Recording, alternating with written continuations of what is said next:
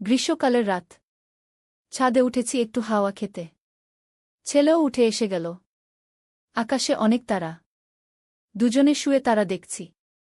সে বলল, মা, ওই তারাটা দেখো। কত সুন্দর। আমি তাকিয়ে দেখলাম। সে আমার পাশে আরও কাছে এসে গেল। বলল, মা, তুমি এই তারার চেয়েও সুন্দর। রাতের শীতল হাওয়া বইছে। আমার চুল উঠছে। সে আমার চুল ঠিক করে দিল। তারপর বলল, মা, এই তারাভরা আকাশের নিচে আমি তোমার পাশে শুয়ে আছি। আমার মনে হচ্ছে আমরা স্বামী স্ত্রী। আমি উঠে বসলাম। সে আমার হাত ধরে বলল, মা, তুমি রাগ করো না। আমি সত্যিই তোমাকে ভালোবাসি। তারার আলো, তার মুখ দেখা যাচ্ছিল। সে আরও বলল, মা, এই অসীম আকাশের মতোই আমার ভালোবাসা তোমার জন্য সীমাহীন। আমি তোমাকে বিয়ে করতে চাই। রাত গভীর হচ্ছে। তারাগুলো আরও উজ্জ্বল হয়ে উঠেছে। সে বলল, মা, এই তারাদের সাক্ষী রেখে আমি তোমাকে বিয়ের প্রস্তাব দিচ্ছি। এই গল্পটি সম্পূর্ণ শুনলে আপনাদের পানি অটোমেটিক বের হয়ে যাবে, সো যত দ্রুত সম্ভব হাতের কাছে টিস্যু নিয়ে বসে পড়ো। বিছানার চাদর যেন নষ্ট না হয় সেটা সম্পূর্ণ খেয়াল রাখার অনুরোধ জানিয়ে গল্পটি এখন শুরু করব। তার আগের সর্বশেষ অনুরোধ, দয়া করে এমন পানি বের করার গল্প নিয়মিত শুনতে আমাদের চ্যানেলটি সকলেই সাবস্ক্রাইব করুন। ধন্যবাদ।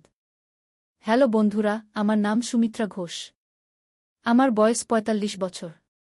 আমার স্বামীর নাম বিকাশ ঘোষ, বয়স ৪৮ বছর। আমাদের ২ সন্তান, রায়হান আর তনিমা। রায়হান ২১ বছর বয়সী, ইউনিভার্সিটিতে পড়ে। তনিমা ১৪ বছর বয়সী, উচ্চ বিদ্যালয়ে যায়। আমি যে কাহিনীটি বলতে যাচ্ছি সেটা আমাদের পারিবারিক জীবনের সবচেয়ে অদ্ভুত ও রহস্যময় অভিজ্ঞতা। এই ঘটনাটি ঘটেছিল গত বছরের জুলাই মাসে। তখন আমাদের গ্রামের বাড়িতে বেড়াতে গিয়েছিলাম। আমার শ্বশুর বাড়ি চট্টগ্রামের এক প্রত্যন্ত গ্রামে। সেখানে ১০০ বছরের পুরানো একটা বাড়ি আছে। সেই রাতে যখন রায়হান আমাকে ওই কথাগুলো বলছিল, আমি অবাক হয়ে তার দিকে তাকিয়েছিলাম। তার চোখে এক ধরনের অদ্ভুত আলো জ্বলছিল। আমি ভাবলাম, হয়তো গ্রীষ্মের গরমে তার মাথা খারাপ হয়ে গেছে। কিন্তু তার পরের কথাগুলো শুনে আমার সমস্ত শরীর হিম হয়ে গেল। রায়হান বলল, মা, তুমি জানো না আমি আসলে কে? আমি তোমার ছেলে নই। আমি এই বাড়ির পূর্বপুরুষ রামকৃষ্ণ ঘোষের আত্মা। আমি চমকে উঠলাম। তার কণ্ঠস্বর পুরোপুরি বদলে গেছে। এমনকি তার বসার ভঙ্গিও আলাদা হয়ে গেছে। রামকৃষ্ণ? কে সে? আমি জিজ্ঞাসা করলাম। আমি এই বাড়ির প্রতিষ্ঠাতা। ১০০ বছর আগে আমি এই বাড়িতে থাকতাম। তোমার মতো সুন্দর একটি মেয়েকে ভালোবাসতাম। তার নাম ছিল সুমিত্রা। ঠিক তোমার নামের মতোই। আমার মনে হলো যেন কেউ বরফের টুকরো আমার পিঠে ঠেকিয়ে দিল। রায়হানের কথা শুনে আমার সারা শরীর কাঁপতে শুরু করল। তুমি মিথ্যা কথা বলছ। তুমি আমার ছেলে রায়হান। আমি বললাম। না মা, আমি রামকৃষ্ণ। আমি ১০০ বছর ধরে এই বাড়িতে অপেক্ষা করছি আমার প্রেমিকা সুমিত্রার জন্য। আর আজ তুমি এসেছ। তুমিই আমার সুমিত্রা। আমি তাড়াতাড়ি উঠে দাঁড়ালাম। নিচে যেতে চাইলাম। কিন্তু রায়হান আমার হাত ধরে বলল, যেও না। আমার সাথে এখানেই থেকে যাও। আমি তোমাকে আমার জীবনের সবচেয়ে বড় রহস্য দেখাব। কী রহস্য? আমি জিজ্ঞাসা করলাম। রায়হান ছাদের এক কোণায় গিয়ে একটা পুরানো টালি সরাল। নিচে একটা গোপন সিঁড়ি দেখা গেল। এই সিঁড়ি দিয়ে নিচে নামলে একটা গোপন কক্ষ আছে। সেখানে আমার আসল পরিচয়ের সব প্রমাণ আছে। আমি ভয় পাচ্ছিলাম, কিন্তু কৌতূহলও হচ্ছিল। রায়হানের হাত ধরে আমি সিঁড়ি দিয়ে নামতে শুরু করলাম। সিঁড়িটা অনেক গভীরে চলে গেছে। চারদিকে অন্ধকার। শুধু রায়হানের মোবাইলের টর্চলাইটের আলো। অনেকক্ষণ নামার পর একটা বট কক্ষে পৌঁছালাম। সেখানে অনেক পুরানো জিনিস। বই, ছবি, চিঠিপত্র। রায়হান একটা পুরানো আলমারি খুলে কিছু ছবি বের করল। দেখো এই ছবিগুলো। রায়হান আমার হাতে কয়েকটা সাদাকালো ছবি দিল। ছবিগুলো দেখে আমার চোখ ছানাবড়া হয়ে গেল। সেখানে একটি পুরুষ আর একটি মেয়ের ছবি। মেয়েটিকে দেখতে অবিকল আমার মতো। এটা অসম্ভব, আমি বললাম। এই মেয়েটি দেখতে হুবহু আমার মতো। হ্যাঁ, কারণ সেই মেয়েটিই আমার সুমিত্রা। আর তুমি তারই পুনর্জন্ম, রায়হান বলল। আমি আরও ছবি দেখলাম। প্রতিটি ছবিতে সেই মেয়েটি আমার মতোই দেখতে। এমনকি পোশাক পরার ধরনও আমার মতো। এই ছবিগুলো কোথায় পেলে? আমি জিজ্ঞাসা করলাম। এগুলো আমার নিজের তোলা। আমি রামকৃষ্ণ। আমি ফটোগ্রাফার ছিলাম, রায়হান বলল। তারপর সে আমাকে আরও কিছু পুরানো চিঠি দেখাল। সব চিঠিতে প্রিয় সুমিত্রা লেখা। আর প্রতিটি চিঠিতে রামকৃষ্ণের সই। দেখো, এই চিঠিগুলো আমি তোমাকে লিখেছিলাম। কিন্তু তুমি পড়ার আগেই মারা গেছিলে, রায়হান বলল। আমি একটি চিঠি খুলে পড়তে শুরু করলাম। চিঠিতে লেখা, প্রিয় সুমিত্রা, আমি তোমাকে খুব ভালোবাসি। তুমি আমার জীবনের সবকিছু। আমি চাই তুমি আমার স্ত্রী হও। কিন্তু তোমার বাবা আমাদের বিয়েতে রাজি নন। তিনি বলেছেন আমি দরিদ্র। কিন্তু আমার কাছে অনেক সম্পদ আছে। শুধু তোমার বাবাকে সেটা বুঝাতে পারিনি। আমি আরও পড়লাম। চিঠিতে লেখা, সুমিত্রা, আমি এই বাড়ির নিচে একটা গুপ্তধন লুকিয়ে রেখেছি। সেই ধন দিয়ে আমরা খুশিতে থাকতে পারব। কিন্তু তুমি চলে গেলে আমার আর কিছু করার নেই। গুপ্তধন? আমি অবাক হয়ে জিজ্ঞাসা করলাম। রায়হান মাথা নাড়ল। হ্যাঁ, এই কক্ষের আরও গভীরে একটা গোপন স্থান আছে।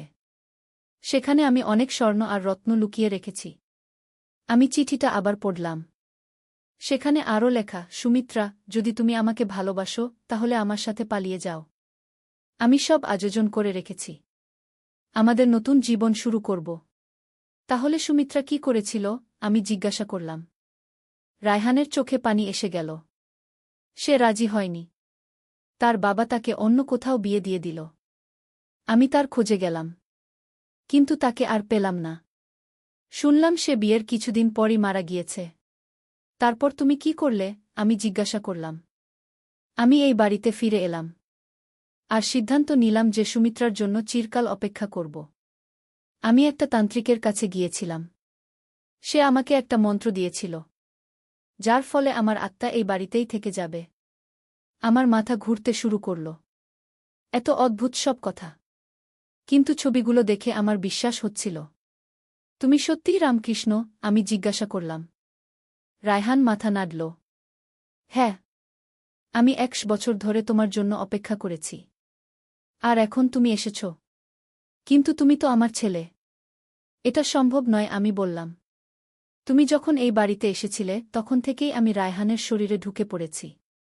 আমি তোমার কাছে আসার জন্য এই উপায় বেছে নিয়েছি, রায়হান বলল। আমি ভয় পেয়ে গেলাম। তুমি আমার ছেলের শরীর ছেড়ে দাও। না, আমি দিব না। আমি তোমাকে নিয়ে এই বাড়িতেই থাকব।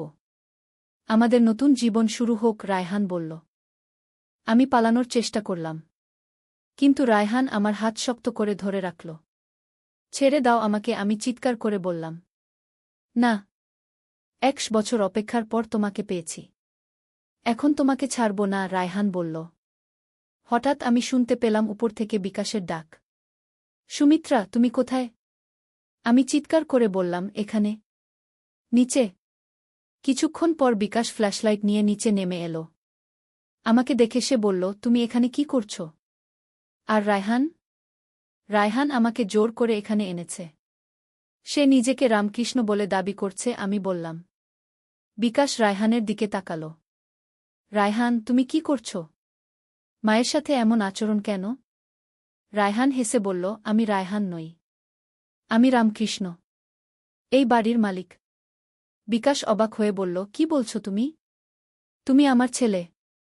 না, আমি তোমার ছেলে নই। আমি এই বাড়ির পূর্বপুরুষ। আমি সুমিত্রাকে নিয়ে এখানেই থাকব, রায়হান বলল। বিকাশ আমার কাছে এসে বলল, চলো, এখানে থেকো না। আমি বিকাশের হাত ধরে উঠে দাঁড়ালাম। কিন্তু রায়হান আমাদের পথ আটকে দাঁড়াল। তোমরা কোথাও যেতে পারবে না। সুমিত্রা এই বাড়িতেই থাকবে, রায়হান বলল। বিকাশ রায়হানকে ধাক্কা দিয়ে সরিয়ে দিল। আমরা তাড়াতাড়ি সিঁড়ি দিয়ে উপরে উঠতে শুরু করলাম। কিন্তু রায়হান আমাদের পিছু পিছু আসছিল। তোমরা পারবে না। আমি তোমাদের এই বাড়ি থেকে বের হতে দেব না, রায়হান চিৎকার করে বলল। আমরা যখন ছাদে উঠলাম দেখি তনিমা ভয়ে কাঁপছে। সে আমাদের দিকে ছুটে এসে বলল, মা, ভাইয়ার কি হয়েছে? সে এত অদ্ভুত আচরণ করছে কেন? তুমি ঘরে গিয়ে দরজা বন্ধ করে থাকো, আমি তনিমাকে বললাম। তনিমা ভিতরে চলে গেল। আমি আর বিকাশ রায়হানের সাথে কথা বলার চেষ্টা করলাম। রায়হান, তুমি আমার ছেলে। এসব কি বলছো? বিকাশ বলল। রায়হান হাসতে শুরু করল। আমি তোমাদের ছেলে নই। আমি রামকৃষ্ণ ঘোষ, এই বাড়ির আসল মালিক। তাহলে রায়হান কোথায়? আমি জিজ্ঞাসা করলাম। সে আমার ভিতরেই আছে। কিন্তু এখন আমি তাকে নিয়ন্ত্রণ করছি, রায়হান বলল। আমি ভয় পেয়ে গেলাম। এটা কি ভৌতিক কিছু নাকি রায়হানের মানসিক সমস্যা? বিকাশ রায়হানের কাঁধে হাত রেখে বলল, বাবা, তুমি আমার ছেলে। তোমার নাম রায়হান। তুমি ঢাকা ইউনিভার্সিটিতে ইংরেজি সাহিত্য পড়ো। তুমি আমার আর সুমিত্রার ছেলে। রায়হান মাথা নাড়ল। না, তুমি মিথ্যা বলছ। আমি রামকৃষ্ণ। হঠাৎ রায়হানের চোখ বন্ধ হয়ে গেল। সে মাটিতে বসে পড়ল। কিছুক্ষণ পর সে চোখ খুলে আমাদের দিকে তাকাল। মা, আমি এখানে কি করছি? আর এসব জিনিস কি? রায়হান চারদিকে তাকিয়ে বলল। আমি বুঝলাম রায়হান স্বাভাবিক হয়েছে। আমি তার কাছে গিয়ে বললাম, তুমি কেমন অনুভব করছ? আমার মাথা ব্যথা করছে। আর মনে হচ্ছে অনেকক্ষণ ঘুমিয়েছিলাম, রায়হান বলল। তুমি আমার নাম কি জানো? আমি জিজ্ঞাসা করলাম। তুমি আমার মা।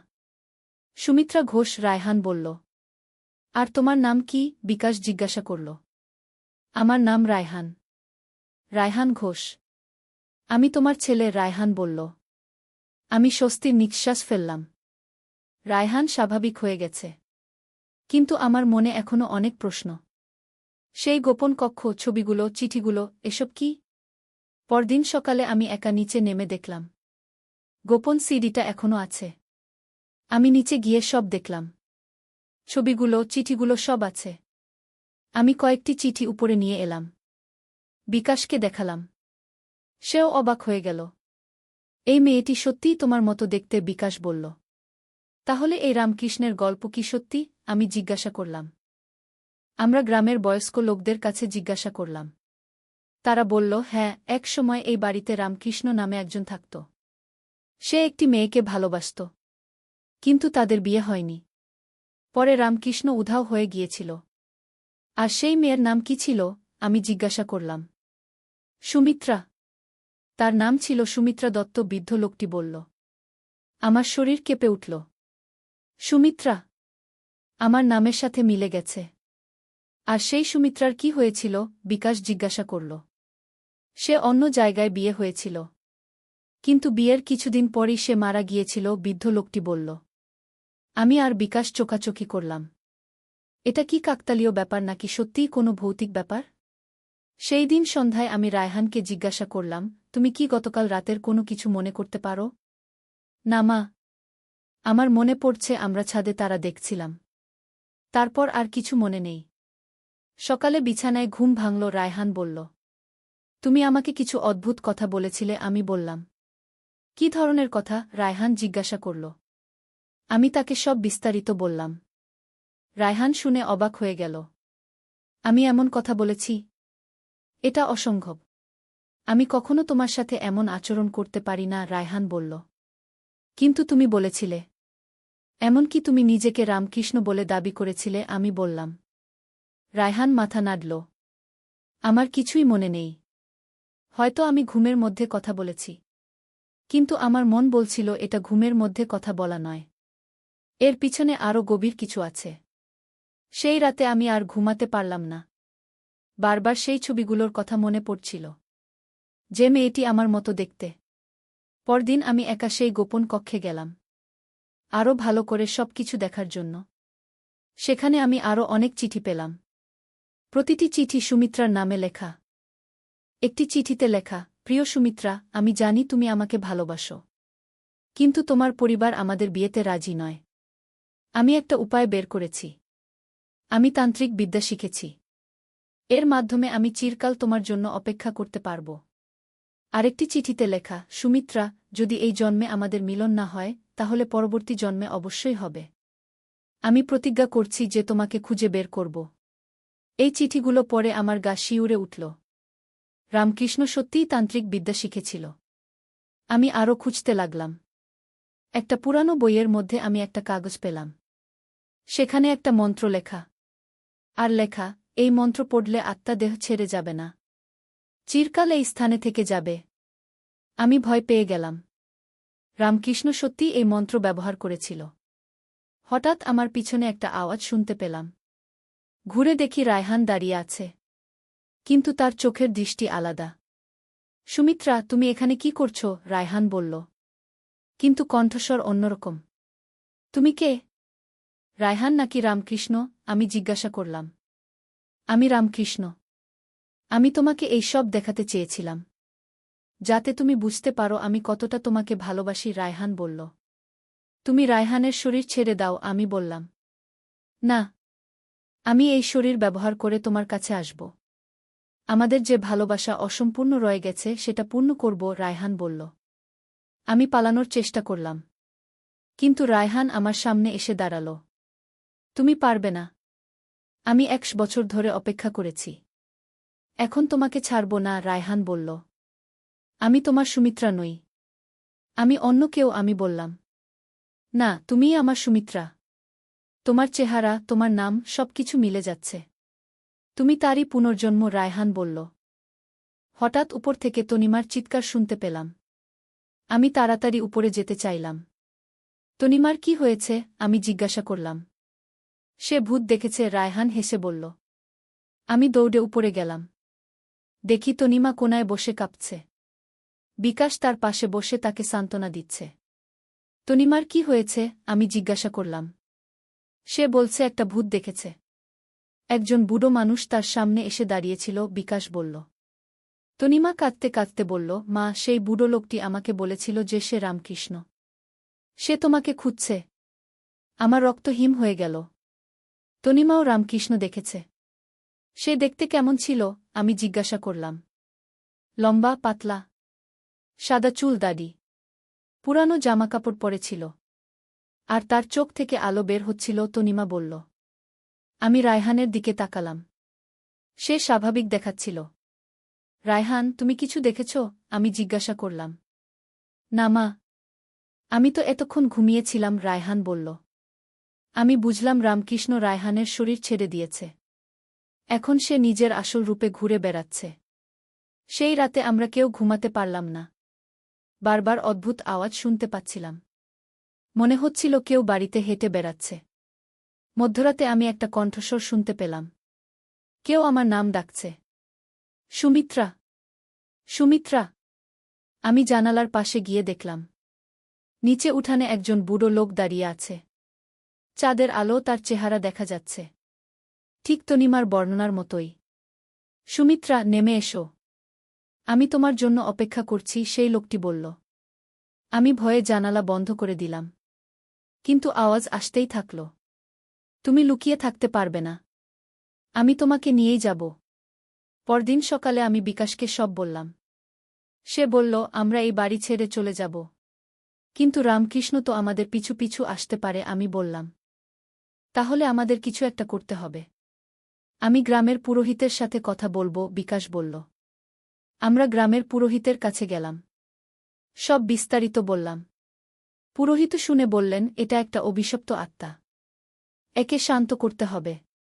কিভাবে? আমি জিজ্ঞাসা করলাম।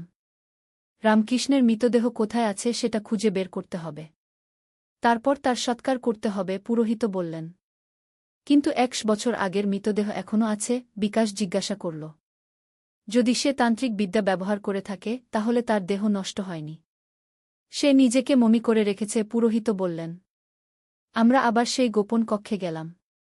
এবার আরও গভীরে খোঁজ করলাম। একটা দেওয়ালের পিছনে একটা গুপ্ত দরজা পেলাম। দরজা খুলে ভিতরে ঢুকলাম। সেখানে একটা শবাগার, আর একটা কাঠের বাক্সে একটা মমি রাখা আছে। এটাই রামকৃষ্ণ। বিকাশ বলল। মমিটার চেহারা অবিকল রেখে গেছে। মনে হচ্ছে সে এখনই জেগে উঠবে। পুরোহিত এসে মমিটা দেখে বললেন, এটাকে পুড়িয়ে দিতে হবে। তাহলে আত্মা শান্তি পাবে। আমরা মমিটাকে উঠানে নিয়ে এলাম।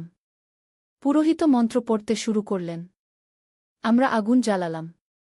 মমিটা পুড়তে শুরু করল। হঠাৎ চারদিকে ঝড় উঠল। মনে হলো কেউ চিৎকার করছে। সুমিত্রা, তুমি আমাকে ছেড়ে যেতে পারো না। আওয়াজটা ক্রমশ কমে এল। মমি সম্পূর্ণ পুড়ে গেল। পুরোহিত বললেন, এখন রামকৃষ্ণের আত্মা শান্তি পেয়েছে। সে আর তোমাদের বিরক্ত করবে না। সেই রাতে আমরা শান্তিতে ঘুমাতে পারলাম। রায়হানও স্বাভাবিক হয়ে গেল। পরদিন আমরা ঢাকায় ফিরে আসার প্রস্তুতি নিলাম। কিন্তু যাওয়ার আগে আমি আরেকবার সেই গোপন কক্ষে গেলাম। সেখানে আমি আরও কিছু জিনিস পেলাম। একটা সোনার হার, কিছু মূল্যবান পাথর। রামকৃষ্ণের সেই গুপ্তধন। আমি সেগুলো উঠিয়ে নিলাম। এগুলো দিয়ে আমরা তনিমার পড়াশোনার খরচ চালাতে পারব। কিন্তু এক সপ্তাহ পর ঢাকায় এসে আমার মনে হলো কেউ আমাকে ফলো করছে। মাঝে মাঝে মনে হতো কেউ আমার নাম ডাকছে। একদিন রাতে আমি স্বপ্ন দেখলাম। রামকৃষ্ণ আমার সামনে এসে দাঁড়িয়েছে। সুমিত্রা, তুমি আমার ধন নিয়ে গেছ। এখন তোমাকে আমার সাথে আসতে হবে, রামকৃষ্ণ বলল। আমি ভয়ে ঘুম থেকে উঠলাম। পাশে বিকাশ ঘুমিয়েছিল। আমি ভাবলাম হয়তো স্বপ্ন। কিন্তু পরদিন থেকে অদ্ভুত ঘটনা ঘটতে শুরু করল। ঘরের জিনিসপত্র নিজে নিজে নড়াচড়া করছে। রাতে অদ্ভুত আওয়াজ হচ্ছে। মাঝে মাঝে মনে হচ্ছে কেউ বাড়িতে হেঁটে বেড়াচ্ছে। রায়হানও আবার অদ্ভুত আচরণ করতে শুরু করল। সে আমার সাথে অস্বাভাবিক কথা বলছিল। মা, তুমি কেন আমার ধন নিয়ে এলে? একদিন রায়হান জিজ্ঞাসা করল। কোন ধন? আমি জিজ্ঞাসা করলাম। যেগুলো আমি গোপন কক্ষে রেখেছিলাম। সেগুলো আমার, রায়হান বলল। আমি বুঝলাম রামকৃষ্ণ আবার রায়হানের ভিতরে ঢুকে পড়েছে। তুমি রায়হান নাকি রামকৃষ্ণ? আমি জিজ্ঞাসা করলাম। আমি রামকৃষ্ণ। তুমি আমার জিনিস ফেরত দাও, রায়হান বলল। আমি ভয় পেয়ে গেলাম। আমি ভেবেছিলাম রামকৃষ্ণের আত্মা শান্তি পেয়েছে। কিন্তু সে আবার ফিরে এসেছে। আমি বিকাশকে সব বললাম। সে বলল আমরা সেই জিনিসগুলো ফেরত দিয়ে দেব। কিন্তু আমি জিনিসগুলো লুকিয়ে রেখেছিলাম। এখন সেগুলো খুঁজে পাচ্ছি না। জিনিসগুলো কোথায়? আমি চিন্তা করতে লাগলাম। হঠাৎ মনে পড়ল আমি সেগুলো তনিমার ঘরে লুকিয়ে রেখেছিলাম। আমি তনিমার ঘরে গেলাম। কিন্তু দেখি তনিমা বিছানায় শুয়ে কাঁপছে। তনিমার কি হয়েছে? আমি জিজ্ঞাসা করলাম। সেই বুড়ো লোকটা আবার এসেছে। সে আমাকে বলেছে তুমি তার জিনিস চুরি করেছ, তনিমা বলল। আমি আলমারি খুলে জিনিসগুলো বের করলাম। সোনার হার আর পাথরগুলো। এগুলো নিয়ে আমরা গ্রামে ফিরে যাব, আমি বিকাশকে বললাম। কিন্তু বিকাশ বলল আমি অফিস ছেড়ে যেতে পারব না। তুমি একা যাও। আমি একা যেতে ভয় পাচ্ছিলাম। কিন্তু রামকৃষ্ণ রায়হানের শরীরে ঢুকে পড়লে আরও বিপদ। পরদিন আমি একা গ্রামের দিকে রওনা দিলাম জিনিসগুলো নিয়ে। গ্রামে পৌঁছে আমি সেই গোপন কক্ষে গেলাম। জিনিসগুলো আগের জায়গা রেখে দিলাম। রামকৃষ্ণ, আমি তোমার জিনিস ফেরত দিয়ে দিয়েছি। এখন তুমি আমাদের শান্তিতে থাকতে দাও, আমি বললাম। হঠাৎ আমার সামনে রামকৃষ্ণ আবির্ভূত হল। সুমিত্রা, তুমি আমার জিনিস ফেরত দিয়েছ। কিন্তু আমি তোমাকেই চাই, রামকৃষ্ণ বলল। আমি তোমার সুমিত্রা নই। আমি অন্য কেউ, আমি বললাম। না, তুমিই আমার সুমিত্রা। তুমি এই জন্মে আমার কাছে এসেছ। আমি তোমাকে ছাড়ব না, রামকৃষ্ণ বলল। রামকৃষ্ণ আমার দিকে এগিয়ে এলো। আমি পালানোর চেষ্টা করলাম। কিন্তু মনে হলো আমার পা বাঁধা। তুমি পারবে না। আমি তোমাকে আমার সাথে নিয়ে যাব। আমাদের অসম্পূর্ণ ভালোবাসা পূর্ণ করব, রামকৃষ্ণ বলল। হঠাৎ আমার মনে একটা বুদ্ধি এলো। আমি রামকৃষ্ণকে বললাম, আচ্ছা, আমি তোমার সাথে থাকব। কিন্তু তার আগে আমি একটা শর্ত দিতে চাই। কি শর্ত? রামকৃষ্ণ জিজ্ঞাসা করল। তুমি যদি সত্যিই আমাকে ভালোবাসো, তাহলে আমার পরিবারকে কোনো কষ্ট দেবে না। রায়হানের শরীরে আর ঢুকবে না, আমি বললাম। রামকৃষ্ণ কিছুক্ষণ চিন্তা করল। তারপর বলল, ঠিক আছে। আমি তোমার পরিবারকে কোনো কষ্ট দেব না। আর আমি তোমার সাথে থাকব, আমি বললাম। রামকৃষ্ণ খুশি হয়ে বলল, সত্যি? তুমি আমার সাথে থাকবে? হ্যাঁ। কিন্তু আমাকে একটু সময় দাও। আমি আমার পরিবারের সাথে বিদায় নিয়ে আসি, আমি বললাম। ঠিক আছে। কিন্তু তুমি পালিয়ে যাওয়ার চেষ্টা করো না, রামকৃষ্ণ বলল। না, আমি পালাবো না, আমি বললাম। রামকৃষ্ণ অদৃশ্য হয়ে গেল।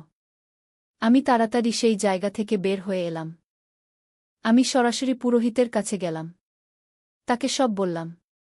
রামকৃষ্ণ এখনও শান্তি পায়নি, পুরোহিত বললেন। তার জন্য বিশেষ পূজার ব্যবস্থা করতে হবে।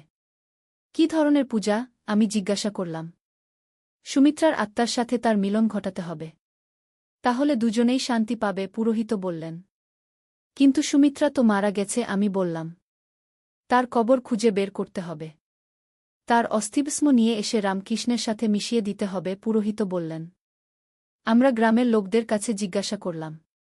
তারা বলল, সুমিত্রার কবর গ্রামের উত্তর দিকে পুরানো কবরস্থানে। আমরা সেই কবরস্থানে গেলাম। অনেক খোঁজাখুঁজির পর সুমিত্রার কবর পেলাম। পুরোহিত সেখানে বিশেষ পূজা করলেন। এখন রামকৃষ্ণ আর সুমিত্রা দুজনেই শান্তি পাবে, পুরোহিত বললেন। সেই রাতে আমি স্বপ্ন দেখলাম। রামকৃষ্ণ আর সুমিত্রা দুজনে হাসি মুখে আমার সামনে দাঁড়িয়ে আছে। ধন্যবাদ, তুমি আমাদের মিলিয়ে দিয়েছ, রামকৃষ্ণ বলল। এখন আমরা শান্তিতে পরলোকে যেতে পারব, সুমিত্রা বলল। তারা দুজনে মিলিয়ে গেল। আমি ঘুম থেকে উঠলাম। পরদিন ঢাকায় ফিরে এসে দেখি রায়হান স্বাভাবিক হয়ে গেছে। সে আর অদ্ভুত আচরণ করছে না। মা, এই কয়দিন আমার কি হয়েছিল? মনে হচ্ছিল যেন আমি অন্য কারো নিয়ন্ত্রণে ছিলাম, রায়হান বলল। এখন তুমি ঠিক আছো, সেটাই যথেষ্ট, আমি বললাম। কিন্তু আমার মনে এখনো কিছু প্রশ্ন রয়ে গেছে। রামকৃষ্ণ কি সত্যিই চলে গেছে, নাকি এটা শুধু একটা বিরতি? কয়েক সপ্তাহ শান্তিতে কেটে গেল। আমি ভেবেছিলাম সবকিছু শেষ। কিন্তু একদিন রাতে আবার সেই স্বপ্ন দেখলাম। এবার শুধু সুমিত্রা এসেছে।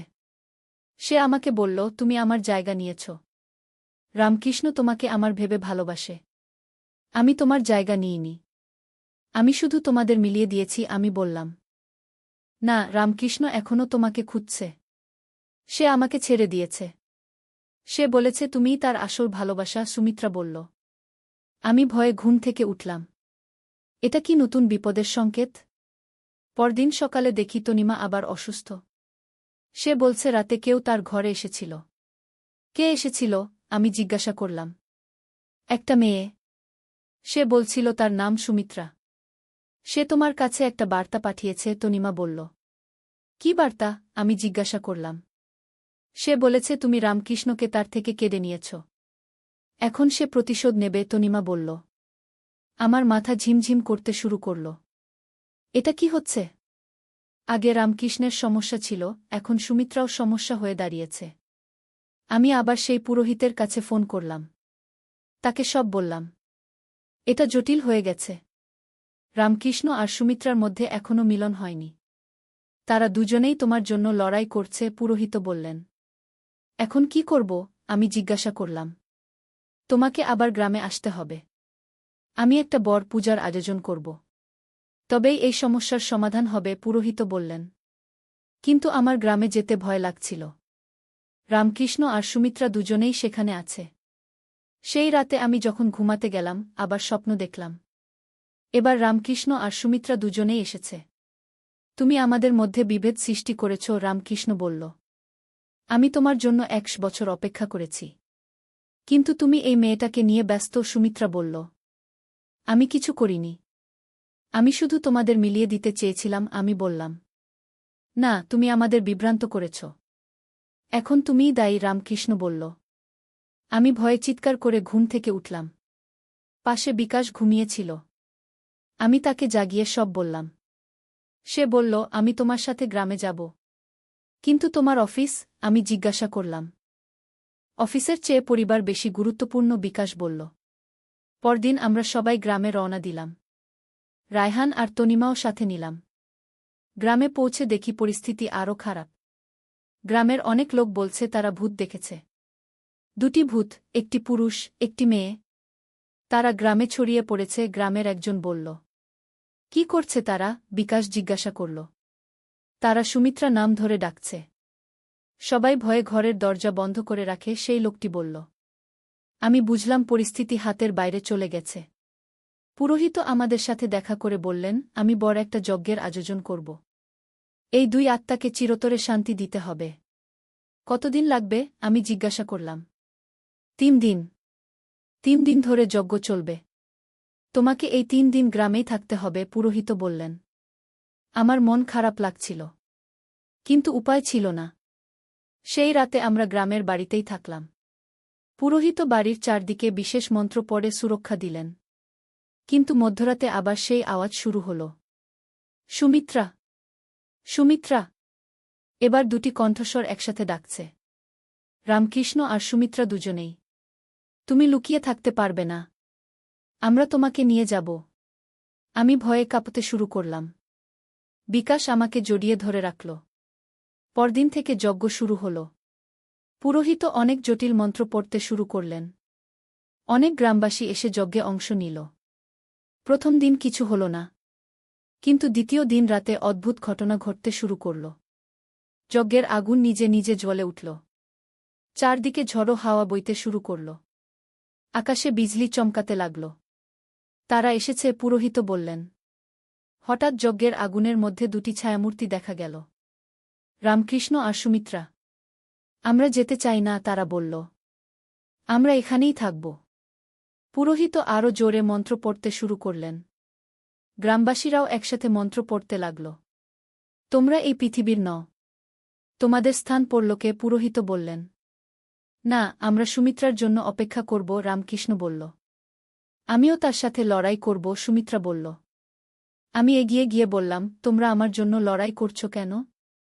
আমি তো তোমাদের কেউ নই। তুমিই আমার সুমিত্রা, রামকৃষ্ণ বলল। না, আমি আসল সুমিত্রা। এই মেয়ে ভণ্ড, সুমিত্রা বলল। আমি বুদ্ধি করে বললাম, তোমরা যদি সত্যিই একে অপরকে ভালোবাসো, তাহলে আমাকে নিয়ে লড়াই করছ কেন? তোমাদের একসাথে পরলোকে যাওয়া উচিত। রামকৃষ্ণ আর সুমিত্রা একে অপরের দিকে তাকাল। সে ঠিক বলেছে, সুমিত্রা বলল। আমরা একসাথে যাব। হ্যাঁ, আমাদের একসাথে থাকা উচিত, রামকৃষ্ণ বলল। তারা দুজনে হাত ধরাধরি করল। যজ্ঞের আগুন আরও বড় হয়ে উঠল। ধন্যবাদ, তুমি আমাদের বুঝিয়ে দিয়েছ, তারা একসাথে বলল। একটা উজ্জ্বল আলোর ঝলকানির মধ্যে তারা অদৃশ্য হয়ে গেল। যজ্ঞের আগুন নিভে গেল। চারদিকে শান্তি নেমে এল। এবার তারা সত্যিকারের শান্তি পেয়েছে, পুরোহিত বললেন। সেই রাতে আমি শান্তিতে ঘুমাতে পারলাম। আর কোনো অদ্ভুত স্বপ্ন দেখিনি। পরদিন আমরা ঢাকায় ফিরে এলাম। রায়হান সম্পূর্ণ স্বাভাবিক হয়ে গেছে। তনিমাও ভালো আছে। কিন্তু এই পুরো অভিজ্ঞতা আমার জীবনে একটা বড় প্রভাব ফেলেছে। আমি বুঝেছি যে এই পৃথিবীতে অনেক রহস্য আছে যেগুলো আমরা বুঝি না। প্রেম কতটা শক্তিশালী হতে পারে সেটা আমি দেখেছি। রামকৃষ্ণ ১০০ বছর ধরে সুমিত্রার জন্য অপেক্ষা করেছিল। এমন ভালোবাসা সত্যিই বিরল। আমি আর কখনো সেই গ্রামের বাড়িতে যাইনি। কিন্তু মাঝে মাঝে মনে পড়ে সেই অদ্ভুত দিনগুলোর কথা। ১ বছর পর আমি শুনলাম সেই পুরানো বাড়িটা ভেঙে ফেলা হয়েছে। গ্রামবাসীরা বলছে এখন সেই জায়গাটা শান্ত। কিন্তু আমি জানি রামকৃষ্ণ আর সুমিত্রা এখন কোথাও শান্তিতে একসাথে আছে। তাদের অসম্পূর্ণ ভালোবাসা অবশেষে পূর্ণতা পেয়েছে। আমার জীবনে এই ঘটনাটি একটি বিশেষ স্থান দখল করে আছে। এটি আমাকে শিখিয়েছে যে ভালোবাসা মৃত্যুর চেয়েও শক্তিশালী হতে পারে। রায়হান এখন আবার তার স্বাভাবিক জীবনে ফিরে গেছে। সে পড়াশোনায় মনোযোগ দিচ্ছে। তনিমাও ভালো আছে। কিন্তু মাঝে মাঝে আমি ভাবি, যদি আমার নাম সুমিত্রা না হতো, তাহলে কি হতো? যদি আমি সেই পুরানো বাড়িতে না যেতাম? হয়তো রামকৃষ্ণ আজও অপেক্ষা করত। হয়তো সুমিত্রাও শান্তি পেত না। কিন্তু ভাগ্য আমাকে সেই পরিস্থিতিতে ফেলেছিল। আর আমি সেই দুটি আত্মার মধ্যে মিলন ঘটিয়ে দিতে পেরেছি। এখন যখন আমি রাতে আকাশের তারা দেখি, আমার মনে পড়ে সেই রাতের কথা, যখন রায়হানের মুখ দিয়ে রামকৃষ্ণ আমার সাথে কথা বলেছিল। সেই তারাভরা রাতেই শুরু হয়েছিল এই অদ্ভুত কাহিনী। আর শেষও হয়েছিল একটা শান্ত রাতে। আমি আশা করি রামকৃষ্ণ আর সুমিত্রা এখন কোথাও সুখে আছে। তাদের ১০০ বছরের বিরহের অবসান হয়েছে। এই গল্পটি আমার জীবনের সবচেয়ে রহস্যময় অধ্যায়। যদিও কখনো কখনো মনে হয় এটা সব স্বপ্ন ছিল, কিন্তু আমি জানি এটা সত্যি ঘটেছিল। ভালোবাসা সত্যিই অমর। এটা মৃত্যুকেও জয় করতে পারে। রামকৃষ্ণ আর সুমিত্রার গল্প তার প্রমাণ। আর আমি শুধু একজন মাধ্যম ছিলাম। ভাগ্য আমাকে ব্যবহার করেছিল তাদের মিলন ঘটাতে। এখন আমার পরিবার শান্তিতে আছে। রায়হান তার পড়াশোনায় মনোযোগ দিচ্ছে। তনিমা স্কুলে ভালো করছে। বিকাশ তার কাজে ব্যস্ত। কিন্তু আমি জানি এই অভিজ্ঞতা আমাদের সবার জীবনে একটা গভীর প্রভাব ফেলেছে। আমরা বুঝেছি যে এই পৃথিবী যত সহজ মনে হয়, আসলে ততটা সহজ নয়। অনেক রহস্য আছে যেগুলো আমরা বুঝি না। অনেক শক্তি আছে যেগুলোর অস্তিত্ব আমরা স্বীকার করি না। কিন্তু সেগুলো আছে। আর মাঝে মাঝে আমাদের জীবনে হস্তক্ষেপ করে। আমার এই কাহিনী শুনে হয়তো অনেকেই বিশ্বাস করবে না। ভাববে এটা কোনো কাল্পনিক গল্প। কিন্তু যারা বিশ্বাস করবে তারা জানবে যে প্রেম সত্যিই অমর। আর মৃত্যু প্রেমের শেষ নয়, শুধু একটা বিরতি। রামকৃষ্ণ আর সুমিত্রার মতো অনেক আত্মা হয়তো এই পৃথিবীতে তাদের প্রিয়জনের জন্য অপেক্ষা করছে। তাদের অসম্পূর্ণ ভালোবাসার পূর্ণতার জন্য। আর আমি এই অভিজ্ঞতার জন্য কৃতজ্ঞ। যদিও ভয়ঙ্কর ছিল, কিন্তু এটি আমার জীবনকে সমৃদ্ধ করেছে। আমি এখন আরও গভীরভাবে জীবনকে দেখি। আরও বেশি করে পরিবারকে ভালোবাসি। কারণ আমি জানি জীবন কতক্ষণ স্থায়ী। আর ভালোবাসাই একমাত্র জিনিস যা চিরকাল থেকে যায়। তাই আজ যখন আমি এই গল্পটা বলছি, আমার মন ভরে আছে। কারণ আমি জানি আমি দুটি প্রেমিক আত্মার মিলন ঘটিয়ে দিতে পেরেছি। রামকৃষ্ণ আর সুমিত্রা এখন যেখানেই আছে তারা সুখে আছে। তাদের ১০০ বছরের বিরহ শেষ হয়েছে। আর আমি ফিরে গেছি আমার স্বাভাবিক জীবনে। কিন্তু মনের গভীরে জানি যে আমি একটা বিশেষ কাজ করেছি। ভালোবাসার জয় আমি অংশীদার হয়েছি। আর এর চেয়ে বড় পুরস্কার আর কি হতে পারে? এই গল্পের শেষ এখানেই। কিন্তু রামকৃষ্ণ আর সুমিত্রার ভালোবাসার গল্প চিরকাল বেঁচে থাকবে। যারা সত্যিকারের ভালোবাসায় বিশ্বাস করে তারা জানবে যে প্রেম কখনো মরে না, শুধু রূপ বদলায়। আর আমি শুধু একজন সাক্ষী ছিলাম, সেই অমর প্রেমের সাক্ষী। কিন্তু এই গল্পের আরও কিছু অংশ বাকি আছে, যেটা আমি এতদিন কাউকে বলিনি। সেই ঘটনার ৬ মাস পর আমি আবার সেই গ্রামে গিয়েছিলাম, কিন্তু এবার অন্য একটা কারণে। আমার দূর সম্পর্কের এক আত্মীয় মারা গিয়েছিল। তার শেষকৃত্যে অংশ নিতে গেলাম। কিন্তু যেতেই হলো সেই গ্রামে। সেই পুরানো বাড়ির জায়গাটা এখন একটা পার্ক বানানো হয়েছে। অনেক সুন্দর ফুলের গাছ, বেঞ্চ, হাঁটার পথ। আমি একদিন সন্ধ্যায় সেই পার্কে বেড়াতে গেলাম। অদ্ভুত ব্যাপার হলো, সেখানে গিয়ে আমার খুব ভালো লাগছিল। একটা শান্তির অনুভূতি। পার্কের মাঝখানে একটা পুরানো গাছ আছে। সেই গাছের নিচে বসে আমি আকাশের দিকে তাকিয়েছিলাম। হঠাৎ মনে হলো কেউ আমার পাশে এসে বসেছে। কিন্তু কাউকে দেখলাম না। তারপর আমি একটা মিষ্টি কণ্ঠস্বর শুনতে পেলাম। ধন্যবাদ। আমি চারদিকে তাকালাম। কাউকে দেখিনি। আবার সেই কণ্ঠস্বর, আমরা এখন খুব খুশি। তুমি আমাদের মিলিয়ে দিয়েছ। আমি বুঝলাম এটা সুমিত্রার কণ্ঠস্বর। তোমরা কেমন আছো? আমি মনে মনে জিজ্ঞাসা করলাম। আমরা খুব ভালো আছি। আমরা এখন একসাথে। রামকৃষ্ণ আমাকে কখনো ছাড়বে না। তারপর আরেকটি কণ্ঠস্বর শুনলাম। রামকৃষ্ণের, তুমি আমাদের জীবনে শান্তি এনে দিয়েছ। আমরা চিরকৃতজ্ঞ থাকব। তোমাদের কোনো অসুবিধা নেই তো? আমি মনে মনে জিজ্ঞাসা করলাম। না। আমরা এখন পরলোকে। এখানে খুব সুন্দর। আমরা একসাথে একটা ছোট্ট বাড়িতে থাকি। চারপাশে ফুলের বাগান। আমার চোখে পানি এসে গেল। কত সুন্দর। আর তোমার পরিবার? সুমিত্রা জিজ্ঞাসা করল। সবাই ভালো। রায়হান এখন স্বাভাবিক। সে আর মনে করতে পারে না যে তার শরীরে রামকৃষ্ণ ঢুকেছিল। সেটাই ভালো। সে একটা নিরীহ ছেলে। আমি তার ক্ষতি করতে চাইনি, রামকৃষ্ণ বলল। তনিমা কেমন? সুমিত্রা জিজ্ঞাসা করল। সেও ভালো। সে এখন আর ভূত দেখে না। স্কুলে ভালো ফলাফল করছে। আমরা খুশি, তারা একসাথে বলল। তারপর কিছুক্ষণ নীরবতা। আমি অনুভব করতে পারছিলাম তারা আমার পাশেই আছে। আমাদের একটা কথা বলার ছিল, রামকৃষ্ণ বলল। কি কথা? আমি জিজ্ঞাসা করলাম। আমাদের সেই গুপ্তধনের কথা মনে আছে? হ্যাঁ। আমি তো ফেরত দিয়ে দিয়েছিলাম। সেগুলো আমরা তোমাকে উপহার দিতে চাই। তুমি সেগুলো নিয়ে যাও। না, আমি নিতে পারব না। সেগুলো তোমাদের। আমাদের এখন এগুলোর দরকার নেই। আমরা পরলোকে। তুমি নিয়ে তোমার পরিবারের কাজে লাগাও। আমি চিন্তা করলাম। রায়হানের পড়াশোনার খরচ, তনিমার ভবিষ্যৎ। ঠিক আছে। কিন্তু আমি এগুলো দিয়ে ভালো কাজ করব। সেটাই আমরা চাই, সুমিত্রা বলল। তারপর তারা আমাকে বলল সেই গুপ্ত কক্ষের একটা অংশে আরও ধনসম্পদ লুকানো আছে, যেটা আমি আগে দেখিনি। কিন্তু সেই বাড়ি তো আর নেই, আমি বললাম। ধনটা মাটির অনেক নিচে। এখনও আছে, রামকৃষ্ণ বলল। তারপর তারা আমাকে বিস্তারিত বলল কোথায় খুঁজতে হবে। তুমি একা যেও না। তোমার স্বামীকে নিয়ে যেও, সুমিত্রা বলল। আমি রাজি হয়ে গেলাম। পরদিন বিকাশকে সব বললাম। সে প্রথমে বিশ্বাস করল না। তুমি কি সত্যিই তাদের সাথে কথা বলেছ? বিকাশ জিজ্ঞাসা করল। হ্যাঁ। আমি তাদের কণ্ঠস্বর শুনেছি। বিকাশ আমাকে বলল, তাহলে চলো দেখি। আমরা সেই পার্কে গেলাম। তারা যেখানে বলেছিল সেখানে কিছু খোঁড়াখুড়ি করলাম। প্রায় ৩ ফুট নিচে একটা পুরানো কাঠের বাক্স পেলাম। ভিতরে অনেক সোনার গহনা, মুক্তা, হীরা। বিকাশ অবাক হয়ে বলল, এত সম্পদ! আমরা সবকিছু উঠিয়ে নিলাম। বাড়ি নিয়ে গিয়ে দেখলাম এগুলোর দাম অনেক।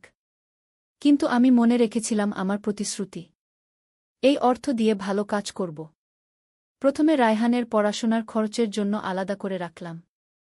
তনিমার ভবিষ্যতের জন্য বাকি টাকা দিয়ে গ্রামে একটা স্কুল বানানোর সিদ্ধান্ত নিলাম, যাতে গরিব ছেলেমেয়েরা বিনামূল্যে পড়াশোনা করতে পারে। স্কুলের নাম দিলাম রামকৃষ্ণ সুমিত্রা শিক্ষা নিকেতন। স্কুলটি উদ্বোধনের দিন আমি আবার সেই পার্কে গেলাম। আমার মনে হলো রামকৃষ্ণ আর সুমিত্রা আমার পাশে আছে। আমরা খুব খুশি, তাদের কণ্ঠস্বর শুনতে পেলাম। তুমি আমাদের নামে এত সুন্দর একটা কাজ করেছ। এটা তোমাদের টাকা। তোমরাই করেছ, আমি বললাম। না, তুমি করেছ। আমরা শুধু মাধ্যম ছিলাম। স্কুলটি খুব সুন্দর হয়েছে। প্রায় ৩০০ ছেলে মেয়ে সেখানে পড়ে। সবাই বিনামূল্যে। শিক্ষকদের বেতনও আমরা দিই।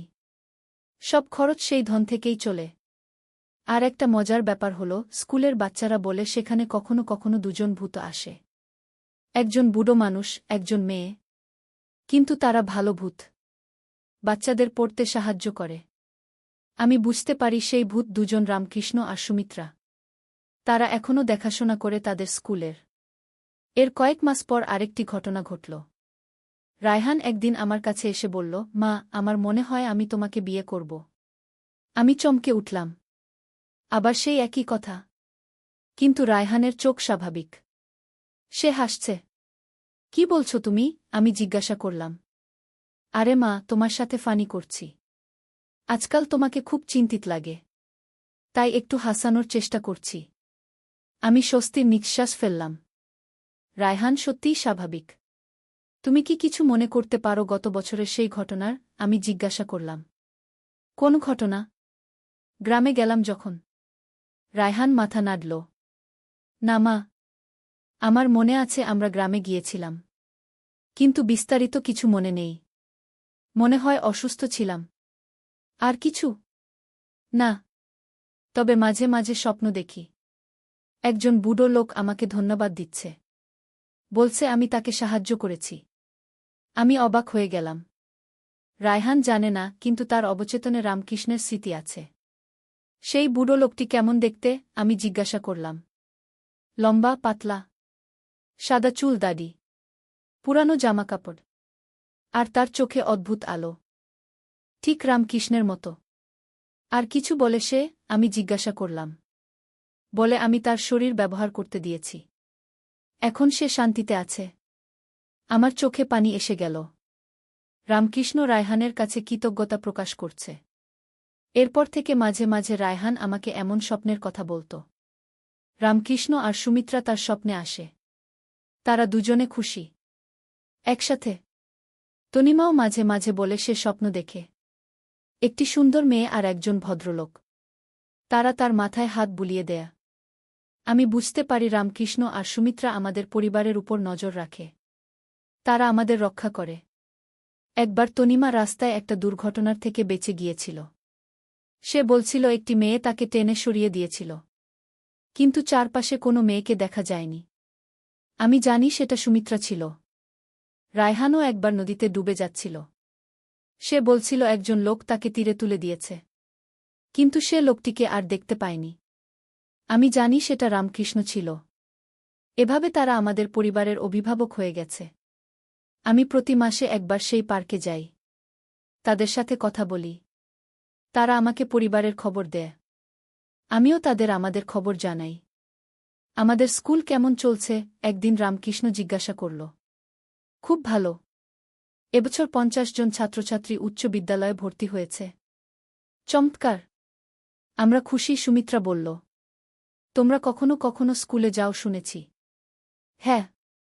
বাচ্চাদের পড়তে সাহায্য করি। তারা আমাদের দেখতে পায়। ভয় পায় না? না। আমরা তাদের সাথে বন্ধুর মতো আচরণ করি। আমি খুশি হলাম। রামকৃষ্ণ আর সুমিত্রা এখন ভালো কাজে ব্যস্ত। ১ বছর পর রায়হান ইউনিভার্সিটি থেকে গ্র্যাজুয়েট হল। প্রথম শ্রেণীতে পাশ করেছে। সেই রাতে আমি স্বপ্ন দেখলাম রামকৃষ্ণ আর সুমিত্রা রায়হানকে আশীর্বাদ করছে। তোমার ছেলে ভালো ছেলে। আমরা তার উন্নতি কামনা করি, তারা বলল। রায়হান এখন একটা ভালো চাকরি পেয়েছে, একটা বহুজাতিক কোম্পানিতে। তনিমাও খুব ভালো ছাত্রী হয়েছে। সে আমাদের গর্ব। বিকাশের ব্যবসাও ভালো চলছে। আমরা এখন আর্থিকভাবে স্বাবলম্বী। কিন্তু সবচেয়ে বড় কথা, আমাদের পরিবারে শান্তি। আমি জানি এই শান্তিতে রামকৃষ্ণ আর সুমিত্রার আশীর্বাদ আছে। মাঝে মাঝে আমি ভাবি, যদি সেই রাতে আমি রায়হানের কথায় বিরক্ত হয়ে ঘরে চলে যেতাম, যদি আমি তার সাথে সেই গোপন কক্ষে না যেতাম, তাহলে রামকৃষ্ণ আর সুমিত্রার কি হতো? হয়তো তারা আজও অশান্তিতে ভুগত। তাদের প্রেম অসম্পূর্ণই থেকে যেত। কিন্তু ভাগ্য আমাকে সেই পরিস্থিতিতে ফেলেছিল। আমি তাদের সাহায্য করতে পেরেছি। এখন তারা সুখে আছে। আমাদের পরিবারও সুখে আছে। আমি মনে করি এটাই জীবনের সার্থকতা। নিজের সুখের পাশাপাশি অন্যের সুখেও অংশ নেওয়া। রামকৃষ্ণ আর সুমিত্রার গল্প আমাকে শিখিয়েছে যে ভালোবাসা সত্যিই অমর। মৃত্যু শুধু একটি পরিবর্তন, শেষ নয়। আজ যখন আমি বিছানায় শুয়ে আকাশের তারা দেখি, আমার মনে পড়ে সেই রাতের কথা। যেই রাতে শুরু হয়েছিল এই অসাধারণ অভিজ্ঞতা। সেই তারাভরা রাতেই আমি জেনেছিলাম যে এই পৃথিবীতে অনেক রহস্য আছে। অনেক শক্তি আছে যা আমরা বুঝি না। কিন্তু সবচেয়ে বড় শক্তি হল ভালোবাসা।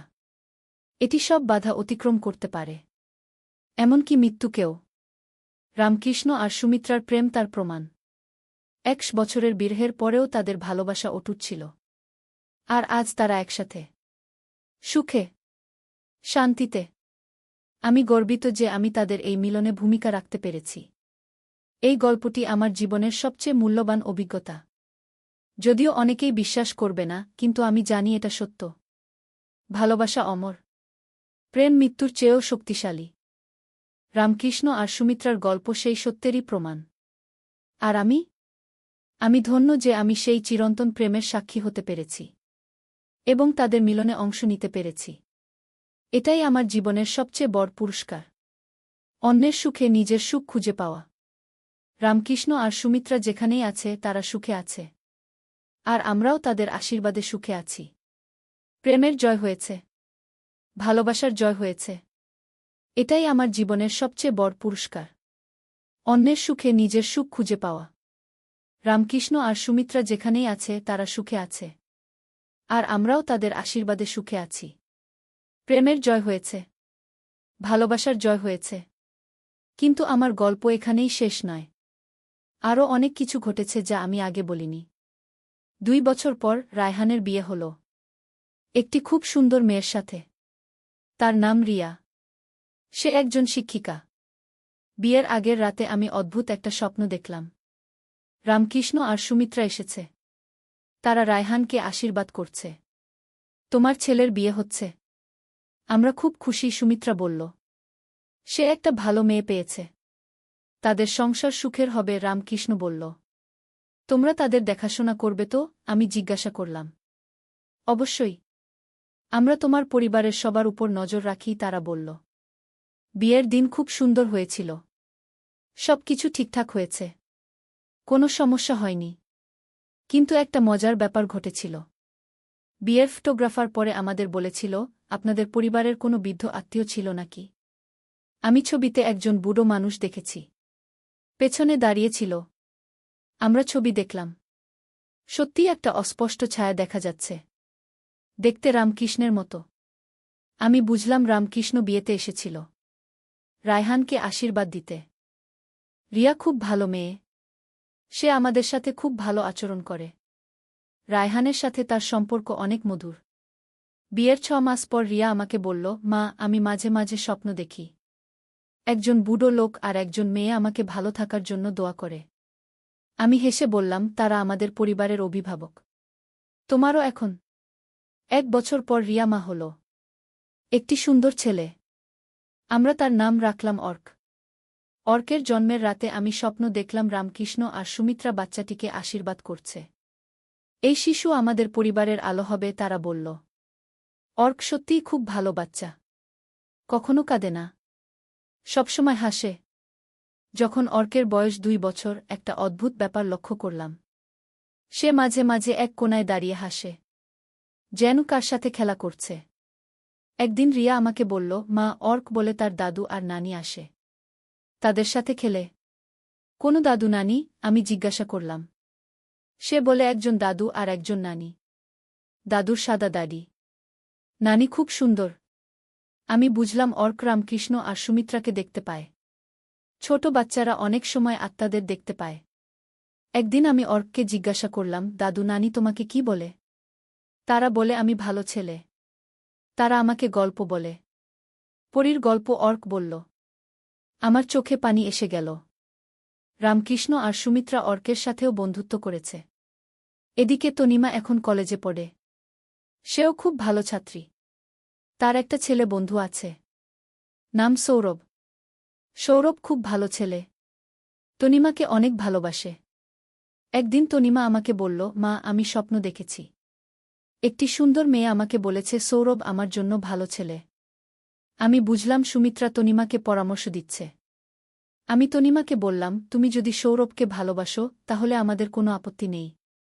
তনিমার মুখে হাসি ফুটে উঠল। এদিকে আমাদের স্কুলের খবরাখবর নিতে আমি প্রতি মাসে গ্রামে যাই। স্কুলটি এখন অনেক বড় হয়েছে, 500-রও বেশি ছাত্রছাত্রী। একটা কলেজও খোলা হয়েছে। শিক্ষকরা বলে মাঝে মাঝে 2 জন বিশেষ শিক্ষক আসে, একজন পুরুষ একজন মহিলা। তারা খুব ভালো পড়ায়, কিন্তু আমরা তাদের নাম জানি না। তারা নিজেদের পরিচয় দেয় না, একজন শিক্ষক বলল।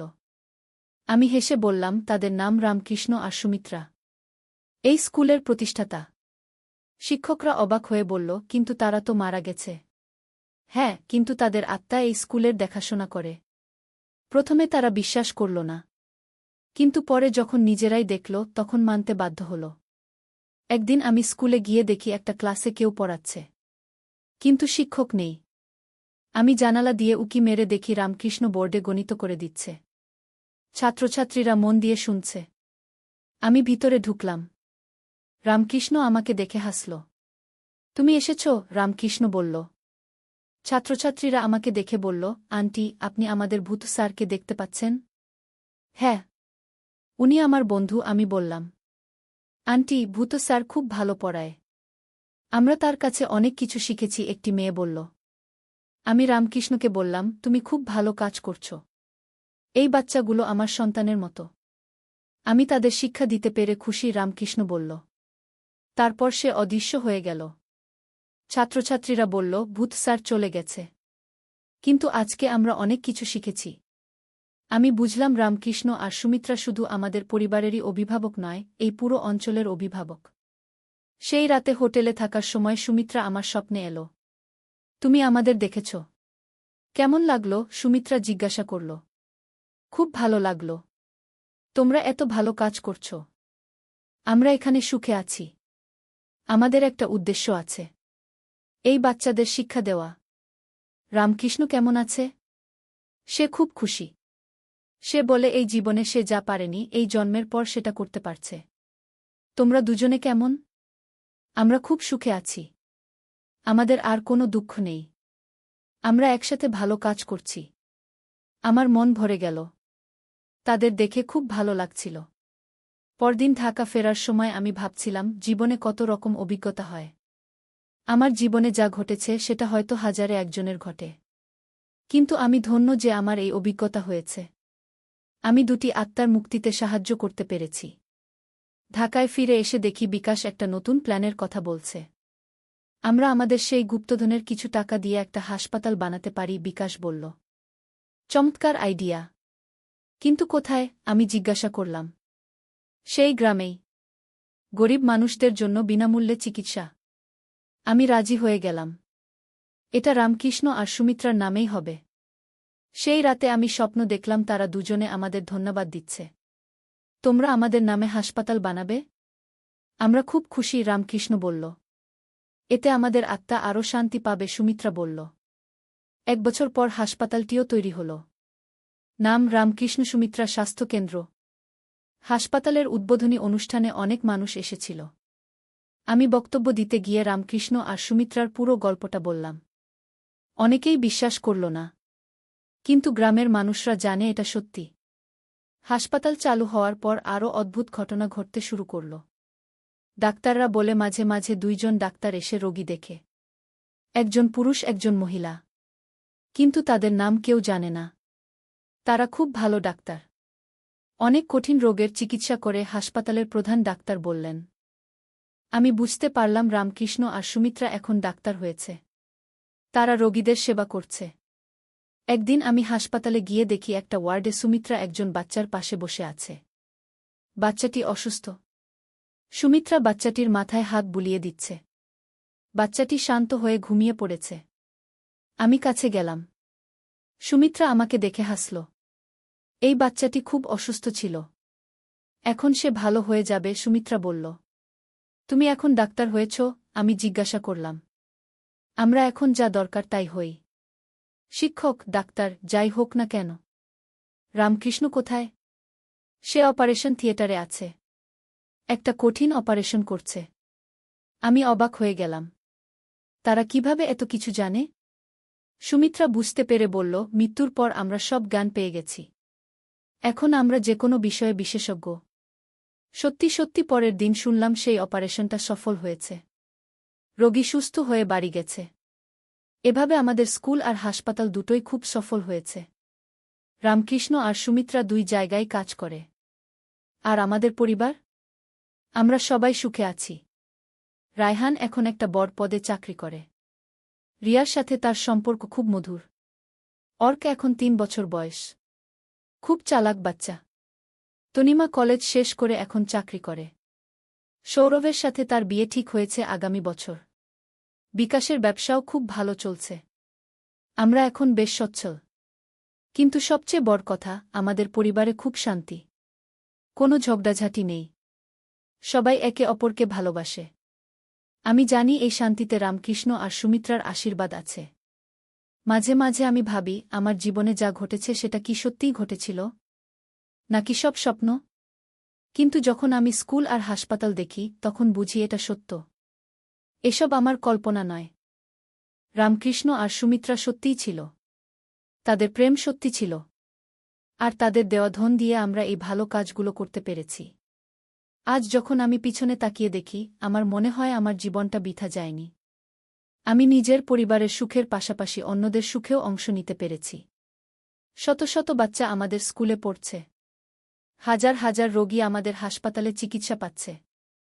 এসব সম্ভব হয়েছে রামকৃষ্ণ আর সুমিত্রার কারণে। তারা আমার জীবনে এসে একটা অর্থ দিয়ে গেছে। প্রেম কত শক্তিশালী হতে পারে তা আমি দেখেছি। রামকৃষ্ণ আর সুমিত্রার ভালোবাসা মৃত্যুর পরেও টিকেছিল।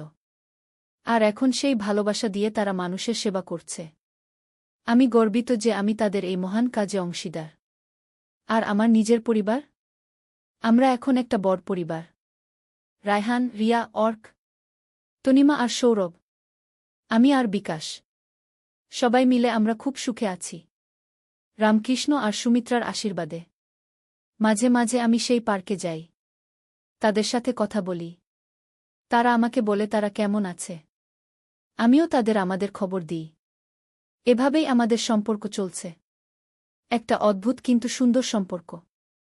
আমি জানি একদিন আমারও মৃত্যু হবে, কিন্তু আমার কোনো ভয় নেই। কারণ আমি জানি মৃত্যু শেষ নয়, এটা শুধু একটা পরিবর্তন। আমি আশা করি মৃত্যুর পর আমিও রামকৃষ্ণ আর সুমিত্রার সাথে মিলে ভালো কাজ করতে পারব।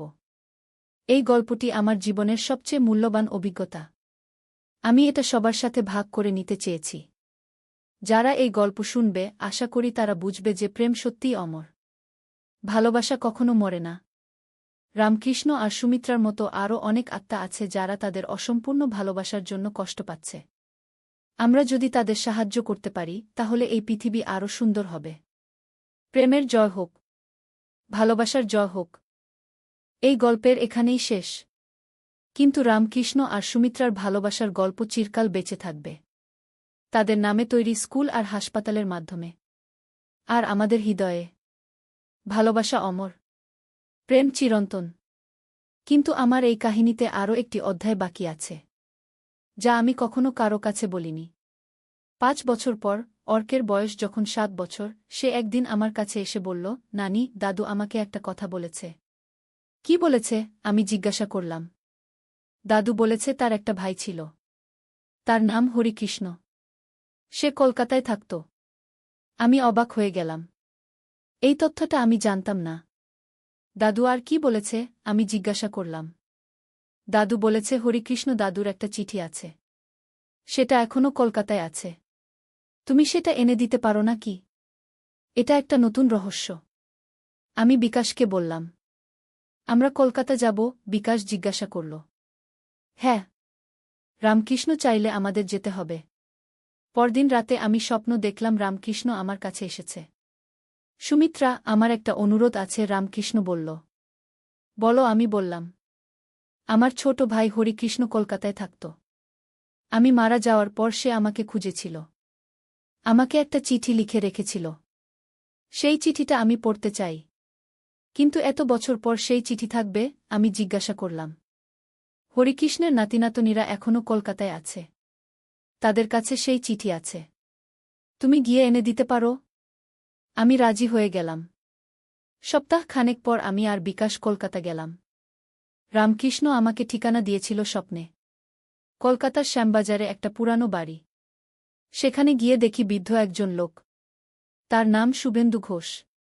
আপনি হরিকৃষ্ণ ঘোষের নাতি? আমি জিজ্ঞাসা করলাম। হ্যাঁ।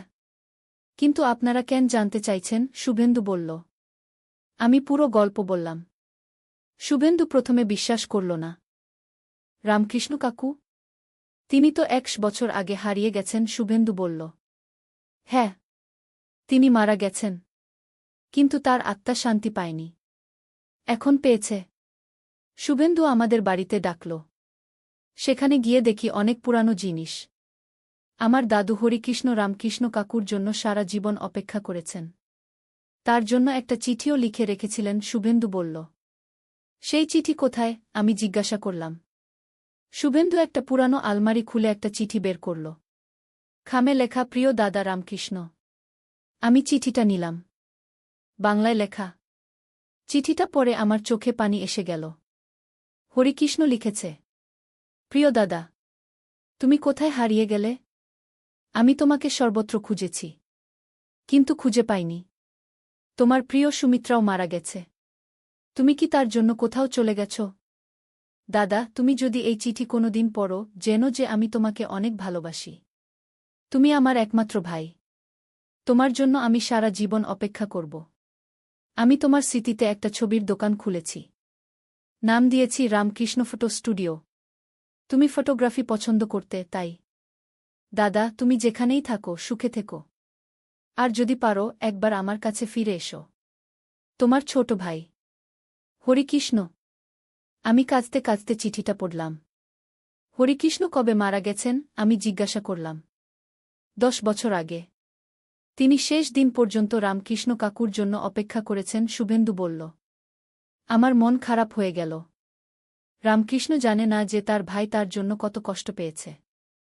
আমি এই চিঠিটা নিয়ে যেতে পারি? আমি জিজ্ঞাসা করলাম। অবশ্যই। আপনি যদি সত্যিই রামকৃষ্ণ কাকুর সাথে যোগাযোগ করতে পারেন, তাহলে তাকে বলবেন আমরা সবাই তার জন্য গর্বিত, শুভেন্দু বলল। কেন? আমি জিজ্ঞাসা করলাম। কারণ আমি আপনাদের স্কুল আর হাসপাতালের কথা জানি। ইন্টারনেটে দেখেছি। রামকৃষ্ণ সুমিত্রা শিক্ষা নিকেতন আর রামকৃষ্ণ সুমিত্রা স্বাস্থ্য কেন্দ্র। চমৎকার কাজ। আমি অবাক হয়ে গেলাম। এত দূরে এসেও আমাদের কাজের কথা লোকে জানে। আমরা ঢাকায় ফিরে এলাম। সেই রাতে আমি চিঠিটা রামকৃষ্ণকে পড়ে শোনালাম। স্বপ্নে। চিঠি শুনে রামকৃষ্ণ কেঁদে ফেলল। আমার ছোট ভাই আমার জন্য এত কষ্ট পেয়েছে। আমি জানতাম না। এখন তুমি জানো।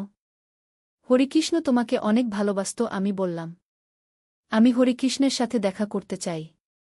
সে কোথায়? রামকৃষ্ণ জিজ্ঞাসা করল। সে 10 বছর আগে মারা গেছে। রামকৃষ্ণ দুঃখিত হল।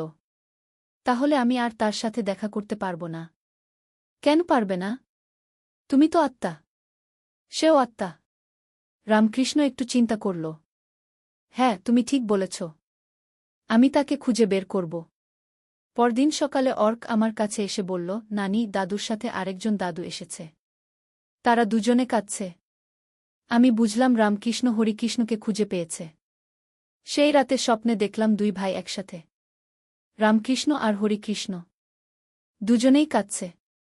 দাদা, আমি তোমার জন্য কত খুঁজেছি, হরিকৃষ্ণ বলল। আমি জানতাম না। আমি ভুল করেছি। আমার শুধু সুমিত্রার কথাই মনে ছিল, রামকৃষ্ণ বলল। এখন আমরা একসাথে আছি। সেটাই যথেষ্ট, হরিকৃষ্ণ বলল। তারপর হরিকৃষ্ণ আমার দিকে তাকিয়ে বলল, আপনিই সুমিত্রা? আমার দাদাকে শান্তি দিয়েছেন? অনেক ধন্যবাদ। আপনার দাদা এখন খুব ভালো কাজ করছে, আমি বললাম। আমি জানি। আমিও তার সাথে কাজ করতে চাই, হরিকৃষ্ণ বলল। এরপর থেকে হরিকৃষ্ণ আমাদের স্কুল আর হাসপাতালে কাজ করতে শুরু করল। এখন তিনজন আত্মা, রামকৃষ্ণ, সুমিত্রা আর হরিকৃষ্ণ, একসাথে মানুষের সেবা করছে। স্কুলের শিক্ষকরা বলে এখন তিনজন ভূত শিক্ষক আসে। একজন বুড়ো, একজন মেয়ে, একজন মধ্যবয়সী পুরুষ। হাসপাতালেও তিনজন রহস্যময় ডাক্তার কাজ করে। আমি খুশি যে রামকৃষ্ণ তার ভাইকে পেয়েছে। এখন তাদের পরিবার পূর্ণ। এদিকে আমাদের পরিবারেও নতুন সংযোজন। তনিমার বিয়ে হয়ে গেছে। সৌরভ খুব ভালো ছেলে। বিয়ের দিনও মজার ঘটনা ঘটেছিল। ফটোগ্রাফার বলেছিল, আপনাদের পরিবারের কোনো ফটোগ্রাফার আত্মীয় আছে নাকি? আমি দেখলাম একজন লোক ক্যামেরা নিয়ে ছবি তুলছে। কিন্তু সে কে জানি না। আমি বুঝলাম সেটা হরিকৃষ্ণ। সে ফটোগ্রাফার ছিল। তনিমার বিয়েতে এসে ছবি তুলেছে। বিয়ের ছবি দেখে আমরা অবাক হয়েছি। খুব সুন্দর ছবি। প্রফেশনাল মানের। তনিমা এখন সুখে আছে। সৌরভের সাথে তার সম্পর্ক খুব মধুর। তারাও শীঘ্রই বাবা মা হবে। রায়হান আর রিয়ার দ্বিতীয় সন্তান হয়েছে। একটি মেয়ে। নাম রেখেছি সুমি।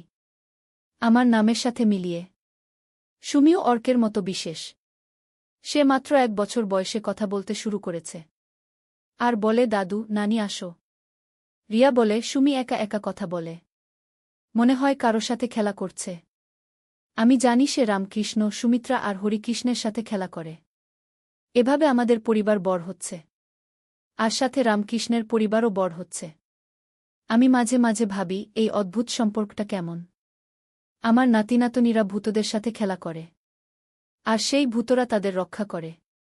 একটা সুন্দর ভারসাম্য তৈরি হয়েছে জীবিত আর মৃতদের মধ্যে। আমাদের স্কুল আর হাসপাতাল এখন অনেক বিখ্যাত। দূর দূর থেকে মানুষ আসে। কিছুদিন আগে একটা টিভি চ্যানেল আমাদের স্কুলের উপর একটা প্রতিবেদন তৈরি করেছিল। সেখানে একজন ছাত্র বলেছিল, এই স্কুলে ভূত শিক্ষকরা পড়ায়। তারা খুব ভালো পড়ায়। আমরা ভয় পাই না। নদীর ধারে সেই গা। প্রথম অধ্যায়, শুরুজাত। পদ্মা নদীর ধারে একটা ছোট্ট গ্রাম ছিল, নাম তার রূপসী গ্রাম। গ্রামের নাম শুনলেই মনে হতো কত সুন্দর হবে। আর সত্যিই গ্রামটা ছিল অপূর্ব সুন্দর। সবুজ ধানক্ষেত, নারিকেল আর সুপারি গাছের সারি, আর নদীর শীতল হাওয়া, সব মিলিয়ে এক স্বর্গের মতো জায়গা।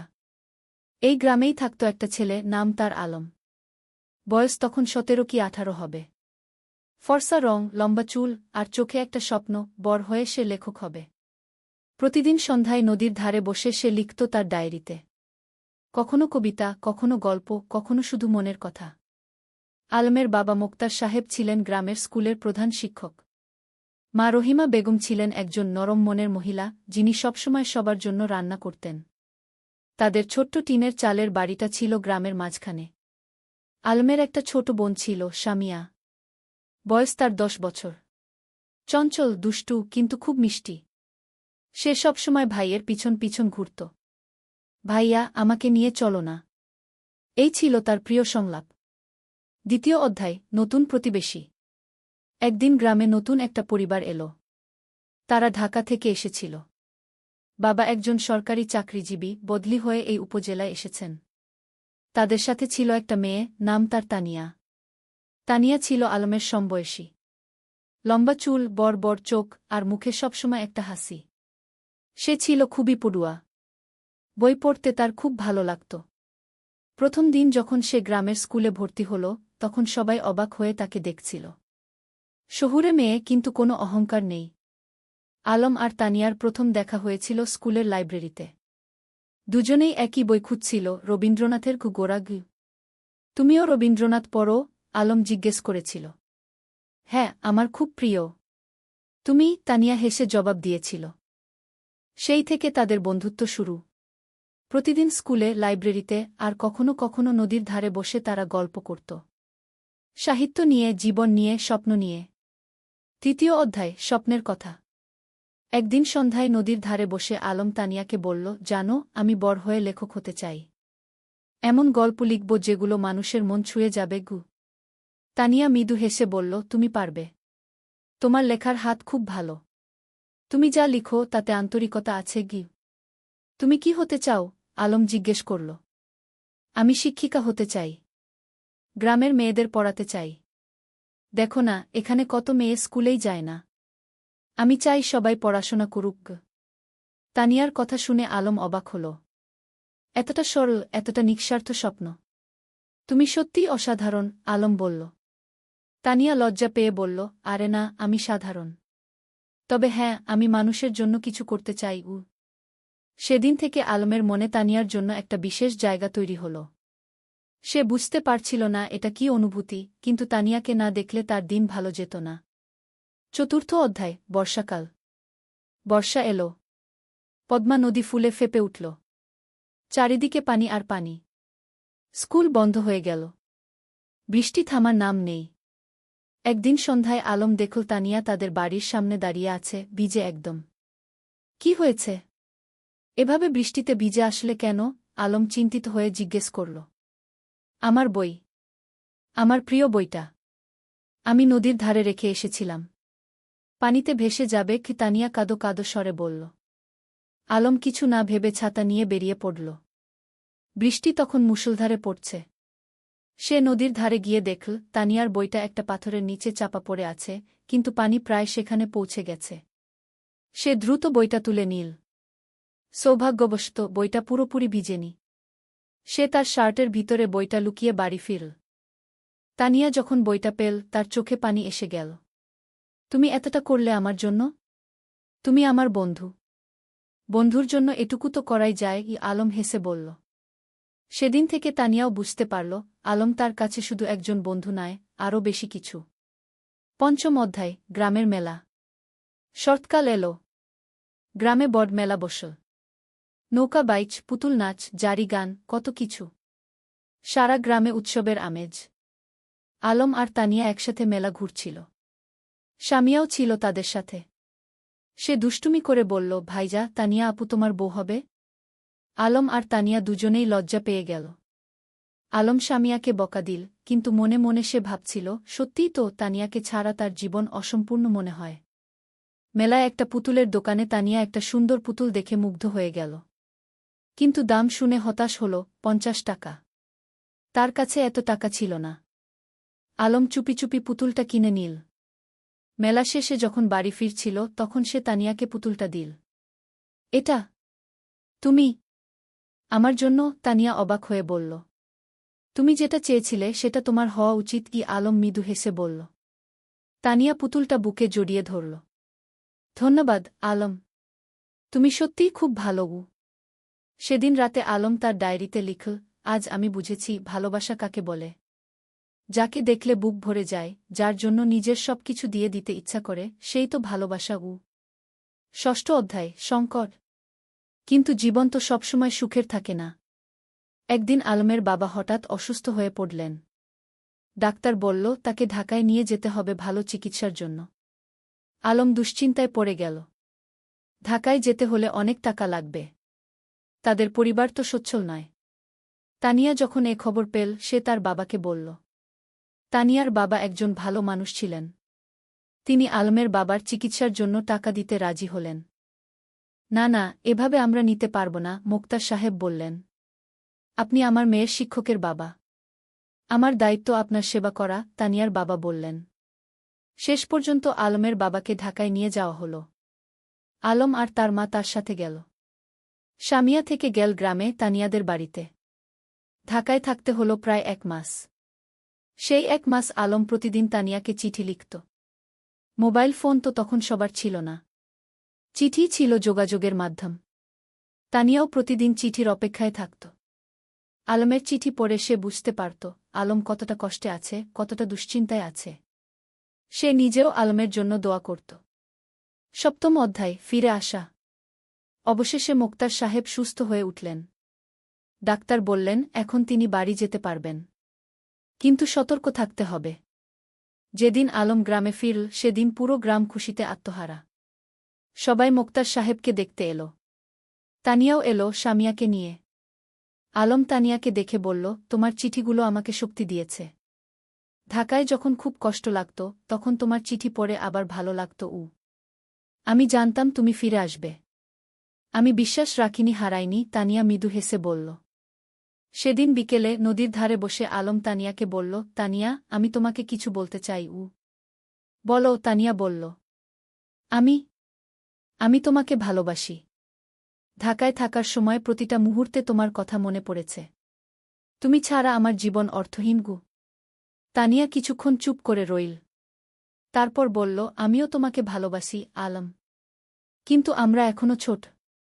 আমাদের পড়াশোনা শেষ করতে হবে, নিজেদের প্রতিষ্ঠিত করতে হবে। তারপর আমরা একসাথে থাকব। আলম তার কথা শেষ করল। হ্যাঁ, একসাথে থাকব। তানিয়া হেসে মাথা নাড়ল। অষ্টম অধ্যায় সময়ের পরীক্ষা।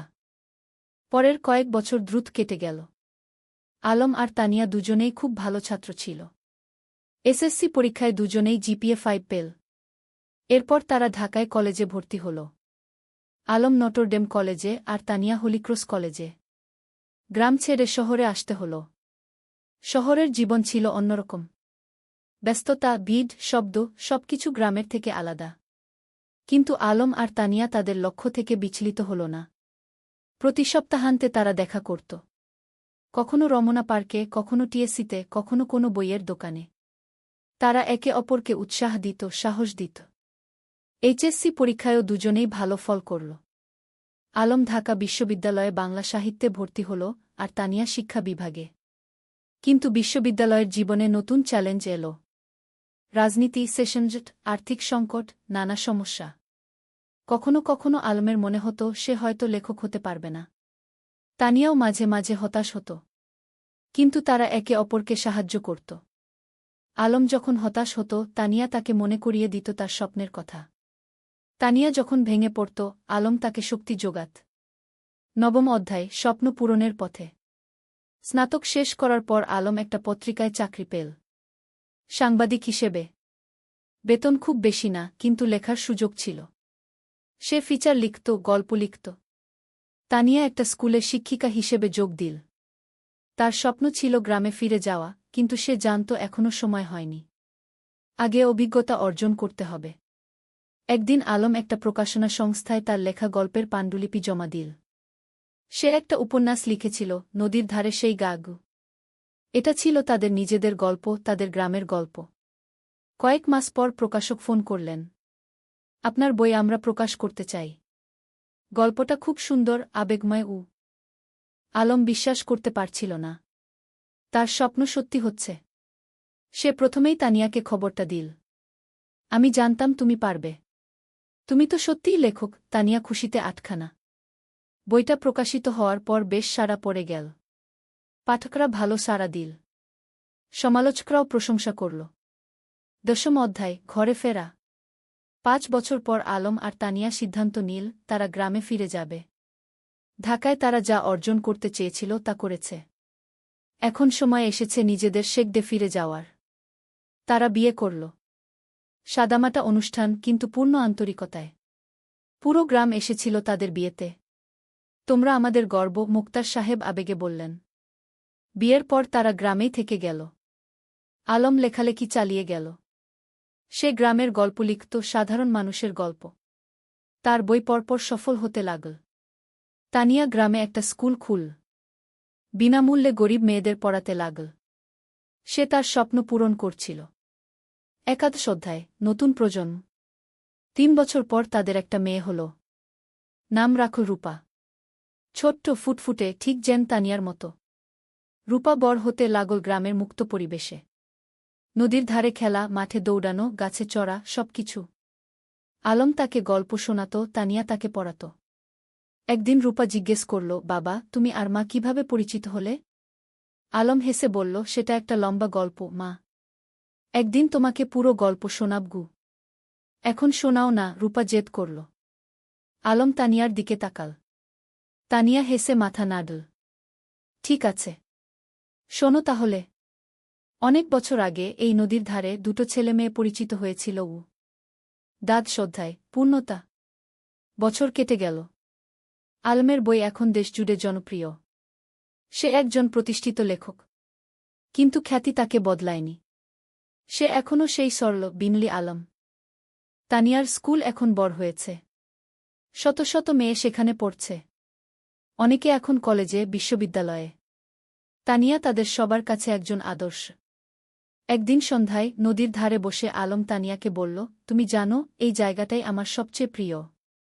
এখানেই আমরা প্রথম একসাথে বসেছিলাম, স্বপ্নের কথা বলেছিলাম।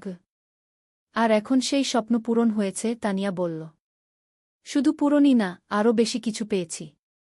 তোমাকে পেয়েছি, রূপাকে পেয়েছি, এই সুন্দর জীবনটা পেয়েছি। রূপা তখন দৌড়ে এসে তাদের কোলে বসল। বাবা, আমি বড় হয়ে তোমার মতো লেখক হব। আলম হেসে মেয়ের মাথায় হাত বুলিয়ে দিল। তুমি যা হতে চাও তাই হবে মা। আমরা তোমার পাশে আছি। সূর্য তখন অস্ত যাচ্ছে নদীর ওপারে। লাল কমলা আকাশ, নদীর শীতল বাতাস, আর পরিবারের উষ্ণতা, এর চেয়ে সুন্দর আর কি হতে পারে? ত্রয়োদশ অধ্যায়, গ্রামের উন্নয়ন। আলম আর তানিয়া শুধু নিজেদের নিয়েই ব্যস্ত ছিল না, তারা পুরো গ্রামের উন্নয়ন নিয়ে ভাবত। আলম তার লেখালেখি থেকে যা আয় করত, তার একটা অংশ গ্রামের উন্নয়নে ব্যয় করত। তারা গ্রামে একটা লাইব্রেরি খুলল। হাজার হাজার বই নিয়ে। গ্রামের যে কেউ এসে বই পড়তে পারত। ছোট ছেলেমেয়েরা বিকেলে এসে বই পড়ত, গল্প শুনত। জ্ঞানী শক্তি, আলম সবসময় বলত, আমরা যদি আমাদের নতুন প্রজন্মকে শিক্ষিত করতে পারি, তাহলে গ্রাম এমনিতেই উন্নত হবে। তানিয়া তার স্কুলে শুধু পড়াশোনাই শেখাত না, জীবন দক্ষতাও শেখাত। মেয়েদের শেখাত কিভাবে আত্মবিশ্বাসী হতে হয়, কিভাবে নিজের মতামত প্রকাশ করতে হয়, কিভাবে স্বাবলম্বী হতে হয়। শিক্ষা মানে শুধু বই পড়া নয়, তানিয়া বলত। শিক্ষা মানে জীবনকে বুঝতে শেখা, মানুষ হয়ে ওঠা। গ্রামের মানুষ তাদের এই প্রচেষ্টায় খুব খুশি ছিল। যারা আগে মেয়েদের স্কুলে পাঠাতে চাইত না, তারাও এখন পাঠাতে শুরু করেছে। একদিন গ্রামের প্রবীণ হাজী সাহেব আলমকে বললেন, বাবা, তোমরা আমাদের গ্রামের জন্য যা করছ, সেটা আল্লাহ কবুল করুন। তোমরা না থাকলে আমাদের গ্রাম এখনও অন্ধকারেই থাকত। আলম বিনয়ের সাথে বলল, চাচা, আমরা তো এই গ্রামেরই সন্তান। আমাদের দায়িত্ব এই গ্রামের সেবা করা। চতুর্দশ অধ্যায়, বাধা আর সংগ্রাম। কিন্তু জীবন তো সবসময় মসৃণ পথে চলে না। একদিন গ্রামে একটা বড় সমস্যা দেখা দিল। পদ্মা নদীর ভাঙন শুরু হল। প্রতিদিন নদী গ্রামের জমি গিলে খাচ্ছে। অনেক পরিবার তাদের বাড়িঘর হারাচ্ছে। ফসলের জমি নদীতে তলিয়ে যাচ্ছে। মানুষ আতঙ্কিত। আলম আর তানিয়া বসে থাকল না।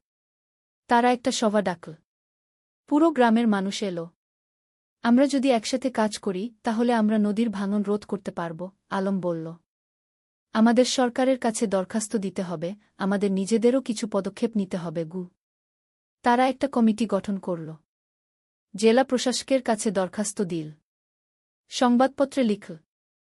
আলম তার লেখনির মাধ্যমে এই সমস্যা তুলে ধরল সারা দেশে। কয়েক মাসের সংগ্রামের পর সরকার নড়েচড়ে বসল। নদীর তীরে বাঁধ নির্মাণের কাজ শুরু হল। ধীরে ধীরে ভাঙন থামল। গ্রামের মানুষ স্বস্তির নিঃশ্বাস ফেল। তোমরা আমাদের গ্রামকে বাঁচিয়েছ, একজন বৃদ্ধ আলমকে আশীর্বাদ করলেন। আমরা সবাই মিলে বাঁচিয়েছি, আলম বলল। এটা সবার প্রচেষ্টার ফল। পঞ্চদশ অধ্যায়, রূপার স্বপ্ন। রূপা এখন 10 বছরের। খুব মেধাবী মেয়ে। স্কুলে সব সময় প্রথম হয়। কিন্তু শুধু পড়াশোনায় নয়, সে খেলাধুলায়, গানেও ভালো। একদিন রূপা তার বাবা-মাকে বলল, আমি ডাক্তার হতে চাই। গ্রামের মানুষদের সেবা করব। আলম আর তানিয়া খুশি হল। তাদের মেয়ে অন্যের সেবা করতে চায়, এর চেয়ে বড় গর্বের আর কি হতে পারে? তুমি যা হতে চাও, আমরা তোমাকে সাহায্য করব, তানিয়া বলল। কিন্তু রূপার একটা শর্ত ছিল। আমি ঢাকায় না, গ্রামেই থাকব। এখানেই পড়ব, এখানেই ডাক্তারি করব। আলম হেসে বলল, কেন মা? ঢাকায় তো ভালো সুযোগ পাবে। বাবা, তুমি আর মা যেমন গ্রামে ফিরে এসেছ, আমিও তাই চাই।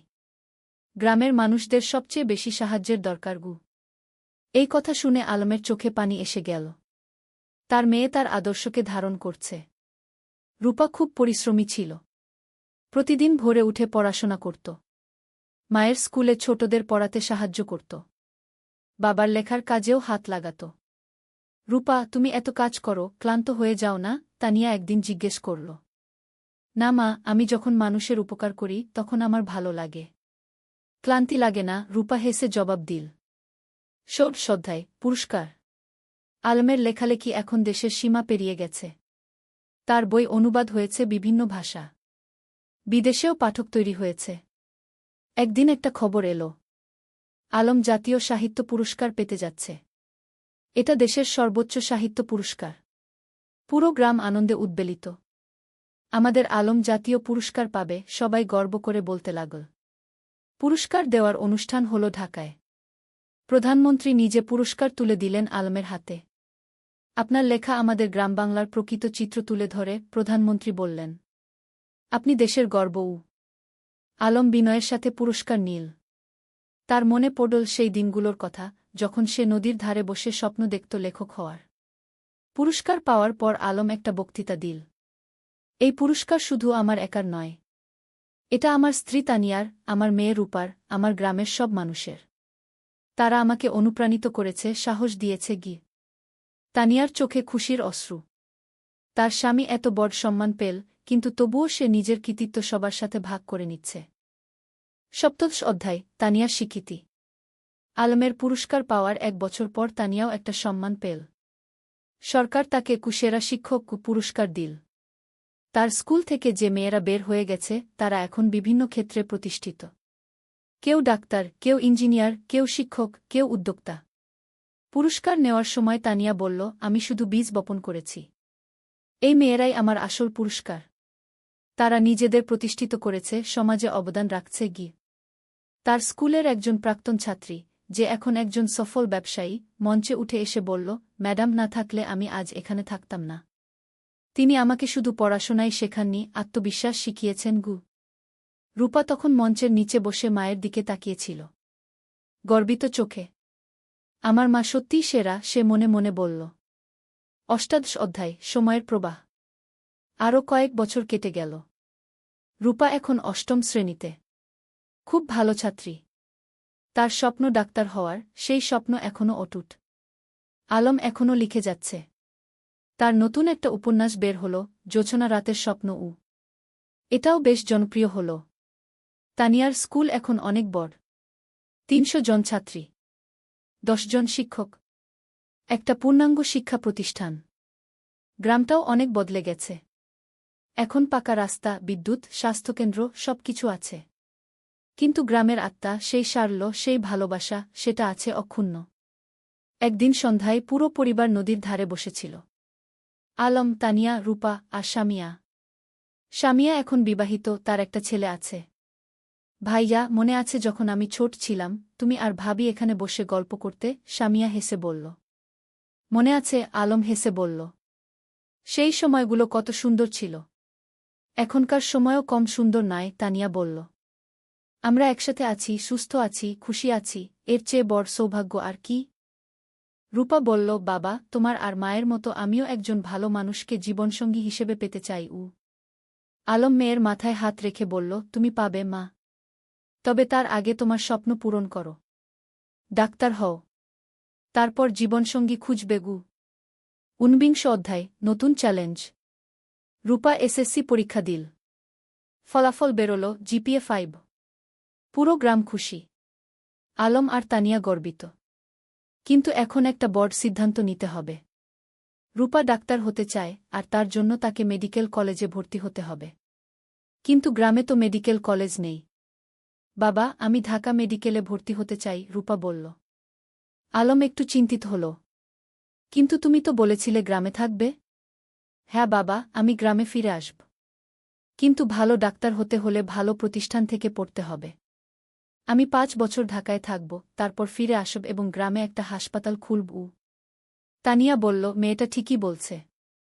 আমরাও তো ঢাকায় গিয়ে পড়াশোনা করেছিলাম। তারপর ফিরে এসেছি। রূপা ঢাকা মেডিকেল কলেজে ভর্তি হল। প্রথম দিকে গ্রাম ছেড়ে যেতে খুব কষ্ট হচ্ছিল, কিন্তু সে জানত এটা তার লক্ষ্যের জন্য প্রয়োজন। আলম আর তানিয়া প্রতি মাসে ঢাকায় যেত মেয়েকে দেখতে। রূপা ফোনে প্রতিদিন কথা বলত। ২০ অধ্যায় পরিবারের বন্ধন। ৫ বছর খুব দ্রুত কেটে গেল। রূপা ডাক্তার হয়ে গেল। এমবিবিএস পাস করে ভালো ফলসহ। এখন তার সামনে অনেক সুযোগ। ঢাকার বড় বড় হাসপাতাল তাকে চাকরির অফার দিচ্ছে। কিন্তু রূপার লক্ষ্য অন্য। বাবা, আমি গ্রামে ফিরে আসছি, রূপা ফোনে বলল। তুমি নিশ্চিত? ঢাকায় তো অনেক ভালো সুযোগ, আলম বলল।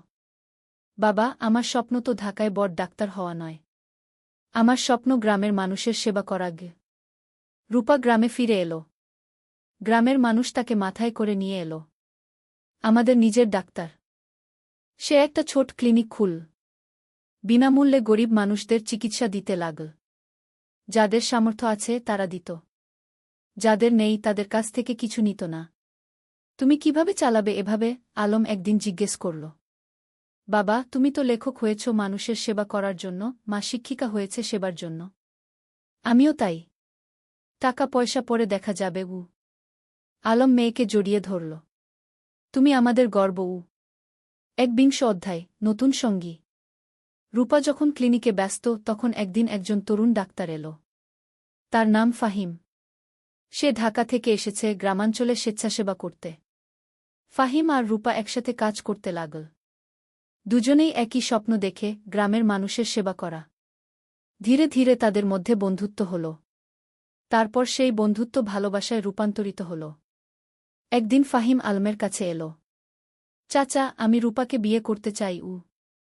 আলম হেসে বলল, তুমি কি রূপাকে জিজ্ঞেস করেছ? হ্যাঁ, সে রাজি। ফাহিম লজ্জা পেয়ে বলল। তানিয়া খুশিতে আটখানা। আমার মেয়ে একজন ভালো মানুষ পেয়েছে। রূপা আর ফাহিমের বিয়ে হল। সাদামাটা কিন্তু আন্তরিক অনুষ্ঠান। পুরো গ্রাম এসেছিল। বিয়ের পর তারা দুজন মিলে ক্লিনিক চালাতে লাগল।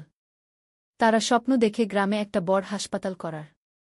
২২ অধ্যায় ৩ প্রজন্ম। ২ বছর পর রূপার একটা ছেলে হল। নাম রাখল আয়ান। আলম আর তানিয়া দাদা-দাদি হল। দেখো আমাদের নাতি, আলম আবেগে বলল।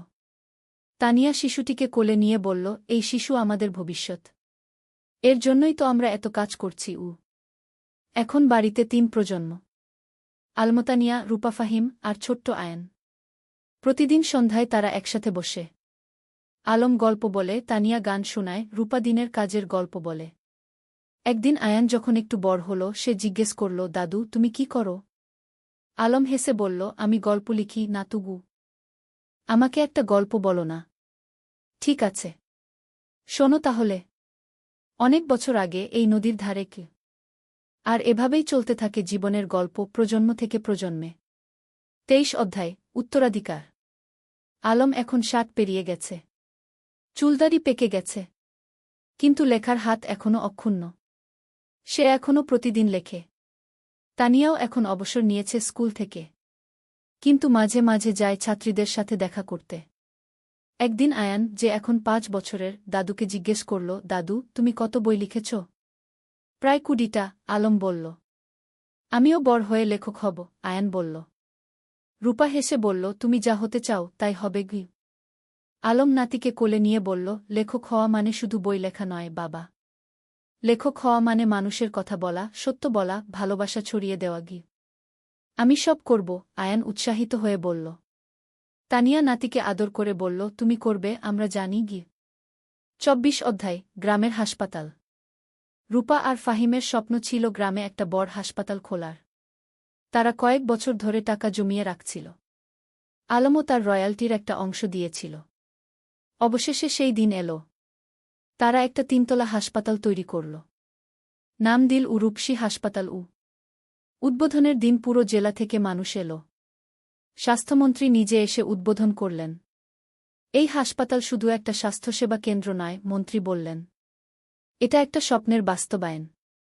ডা রূপা আর ডা ফাহিম যা করেছেন সেটা অনুকরণীয়। হাসপাতালে ১০টা বেড, অপারেশন থিয়েটার, ল্যাবরেটরি, সবকিছু আছে। আর সবচেয়ে বড় কথা, গরিবদের জন্য বিনামূল্যে চিকিৎসার ব্যবস্থা। আলম গর্বে বুক ফুলিয়ে বলল, আমার মেয়ে যা করেছে আমি কলম দিয়ে তা করতে পারিনি। তুমি কলম দিয়ে মানুষের মন ছুঁয়েছ, আমি হাত দিয়ে মানুষের শরীর সারাচ্ছি। দুটোই সমান গুরুত্বপূর্ণ, রূপা বলল। 25 অধ্যায় প্রত্যাবর্তন। একদিন গ্রামে একটা আশ্চর্য ঘটনা ঘটল। যে ছেলেটা 30 বছর আগে গ্রাম ছেড়ে আমেরিকায় গিয়েছিল সে ফিরে এল। তার নাম জামিল। সে আমেরিকায় একজন সফল ব্যবসায়ী। কিন্তু বয়স হয়েছে, এখন শেখদে ফিরতে চায়। জামিল আলমের সাথে দেখা করতে এল। আমি তোমার বই পড়েছি আমেরিকায় বসে। সেই বই পড়ে আমার গ্রামের কথা মনে পড়ে গেল। তাই ফিরে এলাম। স্বাগতম, আলম হাসি মুখে বলল। জামিল বলল, আমি এই গ্রামের জন্য কিছু করতে চাই। তুমি কি পরামর্শ দাও? আলম ভাবল একটু। তারপর বলল, গ্রামে একটা কারিগরি প্রশিক্ষণ কেন্দ্র খোলো। যুবকদের হাতে কলমে কাজ শেখাও। তাহলে তারা চাকরি পাবে, স্বাবলম্বী হবে। জামিল খুশি হল। চমৎকার আইডিয়া। কয়েক মাসের মধ্যে একটা কারিগরি প্রশিক্ষণ কেন্দ্র খোলা হল। সেখানে ছেলেমেয়েরা কম্পিউটার, ইলেকট্রনিক্স, সেলাই, রান্না, নানা বিষয়ে প্রশিক্ষণ পেতে লাগল। এভাবে একে একে গ্রামে নতুন নতুন সুবিধা যুক্ত হতে লাগল। কেউ ফিরে এসে স্কুলে দান করল, কেউ রাস্তা বানিয়ে দিল, কেউ মসজিদ মন্দির সংস্কার করল। আলম দেখছিল আর ভাবছিল, একজন মানুষ যদি ভালো কাজ শুরু করে তাহলে সেটা অন্যদেরও অনুপ্রাণিত করে। কি 26 অধ্যায় পরবর্তী প্রজন্ম। আয়ান এখন 10 বছরের। খুব মেধাবী ছেলে। সে দাদুর কাছে বসে গল্প শোনে, দাদির কাছে থেকে জীবনের পাঠ নেয়। একদিন স্কুলে একটা রচনা প্রতিযোগিতা হল। বিষয় ছিল আমার স্বপ্নের বাংলাদেশ। আয়ান লিখল, আমার স্বপ্নের বাংলাদেশে সবাই শিক্ষিত হবে। কেউ অসুস্থ হলে চিকিৎসা পাবে। কেউ গরিব থাকবে না। সবাই একসাথে মিলেমিশে থাকবে। আমার দাদু বলেন, স্বপ্ন দেখতে হয় বড়, তারপর সেই স্বপ্ন পূরণের জন্য কাজ করতে হয়। আয়ান প্রথম হল। পুরস্কার পেল। আলম নাতির রচনা পড়ে চোখ ভিজিয়ে ফেল। আমাদের শিক্ষা বৃথা যায়নি। নতুন প্রজন্ম ঠিক পথে আছে। 27 অধ্যায় জীবনের সন্ধ্যা। আলম এখন 65 পেরিয়ে গেছে। শরীর একটু দুর্বল হয়ে এসেছে। কিন্তু মন এখনও তরুণ। একদিন ডাক্তার বলল, তার হার্টে সমস্যা আছে। বিশ্রাম নিতে হবে। রূপা খুব চিন্তিত। বাবা, তুমি এখন আর এত কাজ করবে না। বিশ্রাম নাও। কিন্তু আলম কি থেমে থাকার মানুষ? সে এখনও লেখে, মানুষের সাথে দেখা করে, গ্রামের উন্নয়নের কাজে যুক্ত থাকে। তানিয়া বলল, তুমি একটু শান্ত হও। আমরা এত কাজ করেছি, এখন পরের প্রজন্মকে দায়িত্ব দাও। তুমি ঠিক বলছ, আলম মেনে নিল। কিন্তু আমার একটা শেষ ইচ্ছা আছে। কি? তানিয়া জিজ্ঞেস করল। আমি আমাদের জীবনের গল্পটা লিখতে চাই। একটা আত্মজীবনী। যাতে পরের প্রজন্ম জানতে পারে আমরা কিভাবে স্বপ্ন দেখেছিলাম, কিভাবে সেই স্বপ্ন পূরণ করেছিলাম। তুমি লেখো, তানিয়া হেসে বলল। আমি তোমাকে সাহায্য করব। 28 অধ্যায় শেষ বই। পরের 6 মাস আলম লিখল তার জীবনের গল্প। নদীর ধারে সেই গা, একটি জীবন কথা কি নাম দিল। বইটাই ছিল তাদের প্রথম দেখা, প্রথম প্রেম, সংগ্রাম, সফলতা, ব্যর্থতা, সবকিছু। বই প্রকাশিত হওয়ার পর দেশজুড়ে সাড়া পড়ে গেল। মানুষ পড়ল আর অনুপ্রাণিত হল। একজন পাঠক চিঠি লিখল, আপনার বই পড়ে আমি বুঝেছি স্বপ্ন দেখা আর তা পূরণ করা সম্ভব। আমিও এখন আমার গ্রামে ফিরে যাব, কিছু করব। আলম এই চিঠি পড়ে খুশি হল। দেখো তানিয়া, আমাদের জীবন বৃথা যায়নি। আমরা মানুষকে অনুপ্রাণিত করতে পেরেছি। 29 অধ্যায় বিদায়। এক শীতের সকালে আলম ঘুম থেকে উঠল না। তার হার্ট অ্যাটাক হয়েছে। রূপা যতই চেষ্টা করল, কিছু করতে পারল না। আলম চলে গেল। পুরো গ্রাম শোকে মুহ্যমান। আমাদের আলম চলে গেল, সবাই কাঁদল। তানিয়া কান্নায় ভেঙে পড়ল। তুমি আমাকে একা ফেলে চলে গেলে। রূপা মাকে সান্ত্বনা দিল। মা, বাবা চলে যায়নি। তার লেখায় সে বেঁচে আছে। তার কাজে সে বেঁচে আছে। আমাদের মধ্যে সে বেঁচে আছে। আলমের জানাজায় হাজার হাজার মানুষ এল। তাকে সমাহিত করা হল গ্রামের কবরস্থানে, নদীর পাশে, যেখানে সে জীবনের অনেকটা সময় কাটিয়েছে। 30 অধ্যায় উত্তরাধিকার শেষ অধ্যায়। আলমের মৃত্যুর পর তানিয়া ভেঙে পড়েনি। সে আরও শক্ত হয়েছে। আলম চলে গেছে, কিন্তু তার স্বপ্ন চলে যায়নি। আমাকে সেই স্বপ্ন বাঁচিয়ে রাখতে হবে। সে গ্রামের লাইব্রেরিটাকে কি আলম স্মৃতি লাইব্রেরিকে নাম দিল। সেখানে আলমের সব বই রাখা হল। রূপা হাসপাতালে আরও বেশি মনোযোগী হল। বাবা চাইতেন আমি মানুষের সেবা করি। আমি তাই করব। ফাহিম তার পাশে থেকে সাহায্য করল। আয়ান, যে এখন 15 বছরের, দাদুর মতো লিখতে শুরু করল। সে গল্প লেখে, কবিতা লেখে। একদিন আয়ান তানিয়াকে তার লেখা একটা গল্প দেখাল। গল্পের নাম দাদুর স্বপ্ন। তানিয়া পড়ল। চোখে পানি এলো। তোমার দাদু বেঁচে আছে তোমার মধ্যে গি। বছরের পর বছর কেটে গেল। গ্রামটা আরও উন্নত হল। কিন্তু আলমকে কেউ ভুলল না। প্রতি বছর তার জন্মদিনে গ্রামে একটা সাহিত্য উৎসব হয়। তরুণ লেখকরা আসে, তাদের লেখা পড়ে। তানিয়া এখন 80 পেরিয়ে গেছে। কিন্তু এখনও প্রতিদিন স্কুলে যায়। ছাত্রীদের দেখে আসে। একদিন এক তরুণী তানিয়াকে জিজ্ঞেস করল, ম্যাডাম, আপনার আর আলম স্যারের গল্পটা কি সত্যি? তানিয়া হেসে বলল, হ্যাঁ, প্রতিটা শব্দ সত্যি। আমরা স্বপ্ন দেখেছিলাম, আর সেই স্বপ্ন পূরণ করেছিলাম। আমিও কি পারব? তরুণী জিজ্ঞেস করল। অবশ্যই পারবে, তানিয়া দৃঢ়তার সাথে বলল। শুধু স্বপ্ন দেখো, তারপর সেই স্বপ্ন পূরণের জন্য কাজ করো। আর কখনো হাল ছেড়ো না।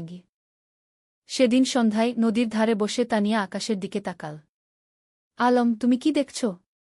আমরা যা শুরু করেছিলাম তা এখনো চলছে। তোমার স্বপ্ন বেঁচে আছে। নদীর জল কুলকুল করে বয়ে যাচ্ছে। বাতাসে যেন আলমের কণ্ঠস্বর ভেসে এলো, আমি জানতাম তুমি পারবে। আমরা একসাথে এই স্বপ্ন দেখেছিলাম, তুমি তা বাঁচিয়ে রেখেছ। ধন্যবাদ, তানিয়া। তানিয়া হাসল। চোখে পানি, কিন্তু মুখে হাসি। ধন্যবাদ তোমাকে, আলম। তুমি আমার জীবনকে অর্থবহ করেছিলে। সমাপ্তি। এই ছিল আলম আর তানিয়ার গল্প। দুটো সাধারণ মানুষ, যারা অসাধারণ স্বপ্ন দেখেছিল। আর সেই স্বপ্ন শুধু নিজেদের জন্যই ছিল না, ছিল সবার জন্য। আজও রূপসী গ্রামে যদি যাও, দেখবে আলম স্মৃতি লাইব্রেরি, তানিয়া বালিকা বিদ্যালয়, রূপসী হাসপাতাল, সবকিছু দাঁড়িয়ে আছে। এগুলো শুধু ভবন নয়, এগুলো স্বপ্নের বাস্তবায়ন। আর নদীর ধারে, যেখানে একদিন দুটো তরুণী বসে স্বপ্ন দেখেছিল, সেখানে এখন একটা ফলক লাগানো আছে। তাতে লেখা, যেখানে স্বপ্ন শুরু হয়েছিল। আলম ও তানিয়া, দুই স্বপ্নদ্রষ্টা, দুই সেবক, যারা প্রমাণ করেছেন স্বপ্ন দেখলে এবং কাজ করলে সবকিছুই সম্ভব। শিক্ষা, জীবনে স্বপ্ন দেখো বড়, তারপর সেই স্বপ্ন পূরণের জন্য নিরলসভাবে কাজ করো। নিজের জন্য নয়, সবার জন্য কিছু করার চেষ্টা করো। তাহলেই জীবন সার্থক হবে।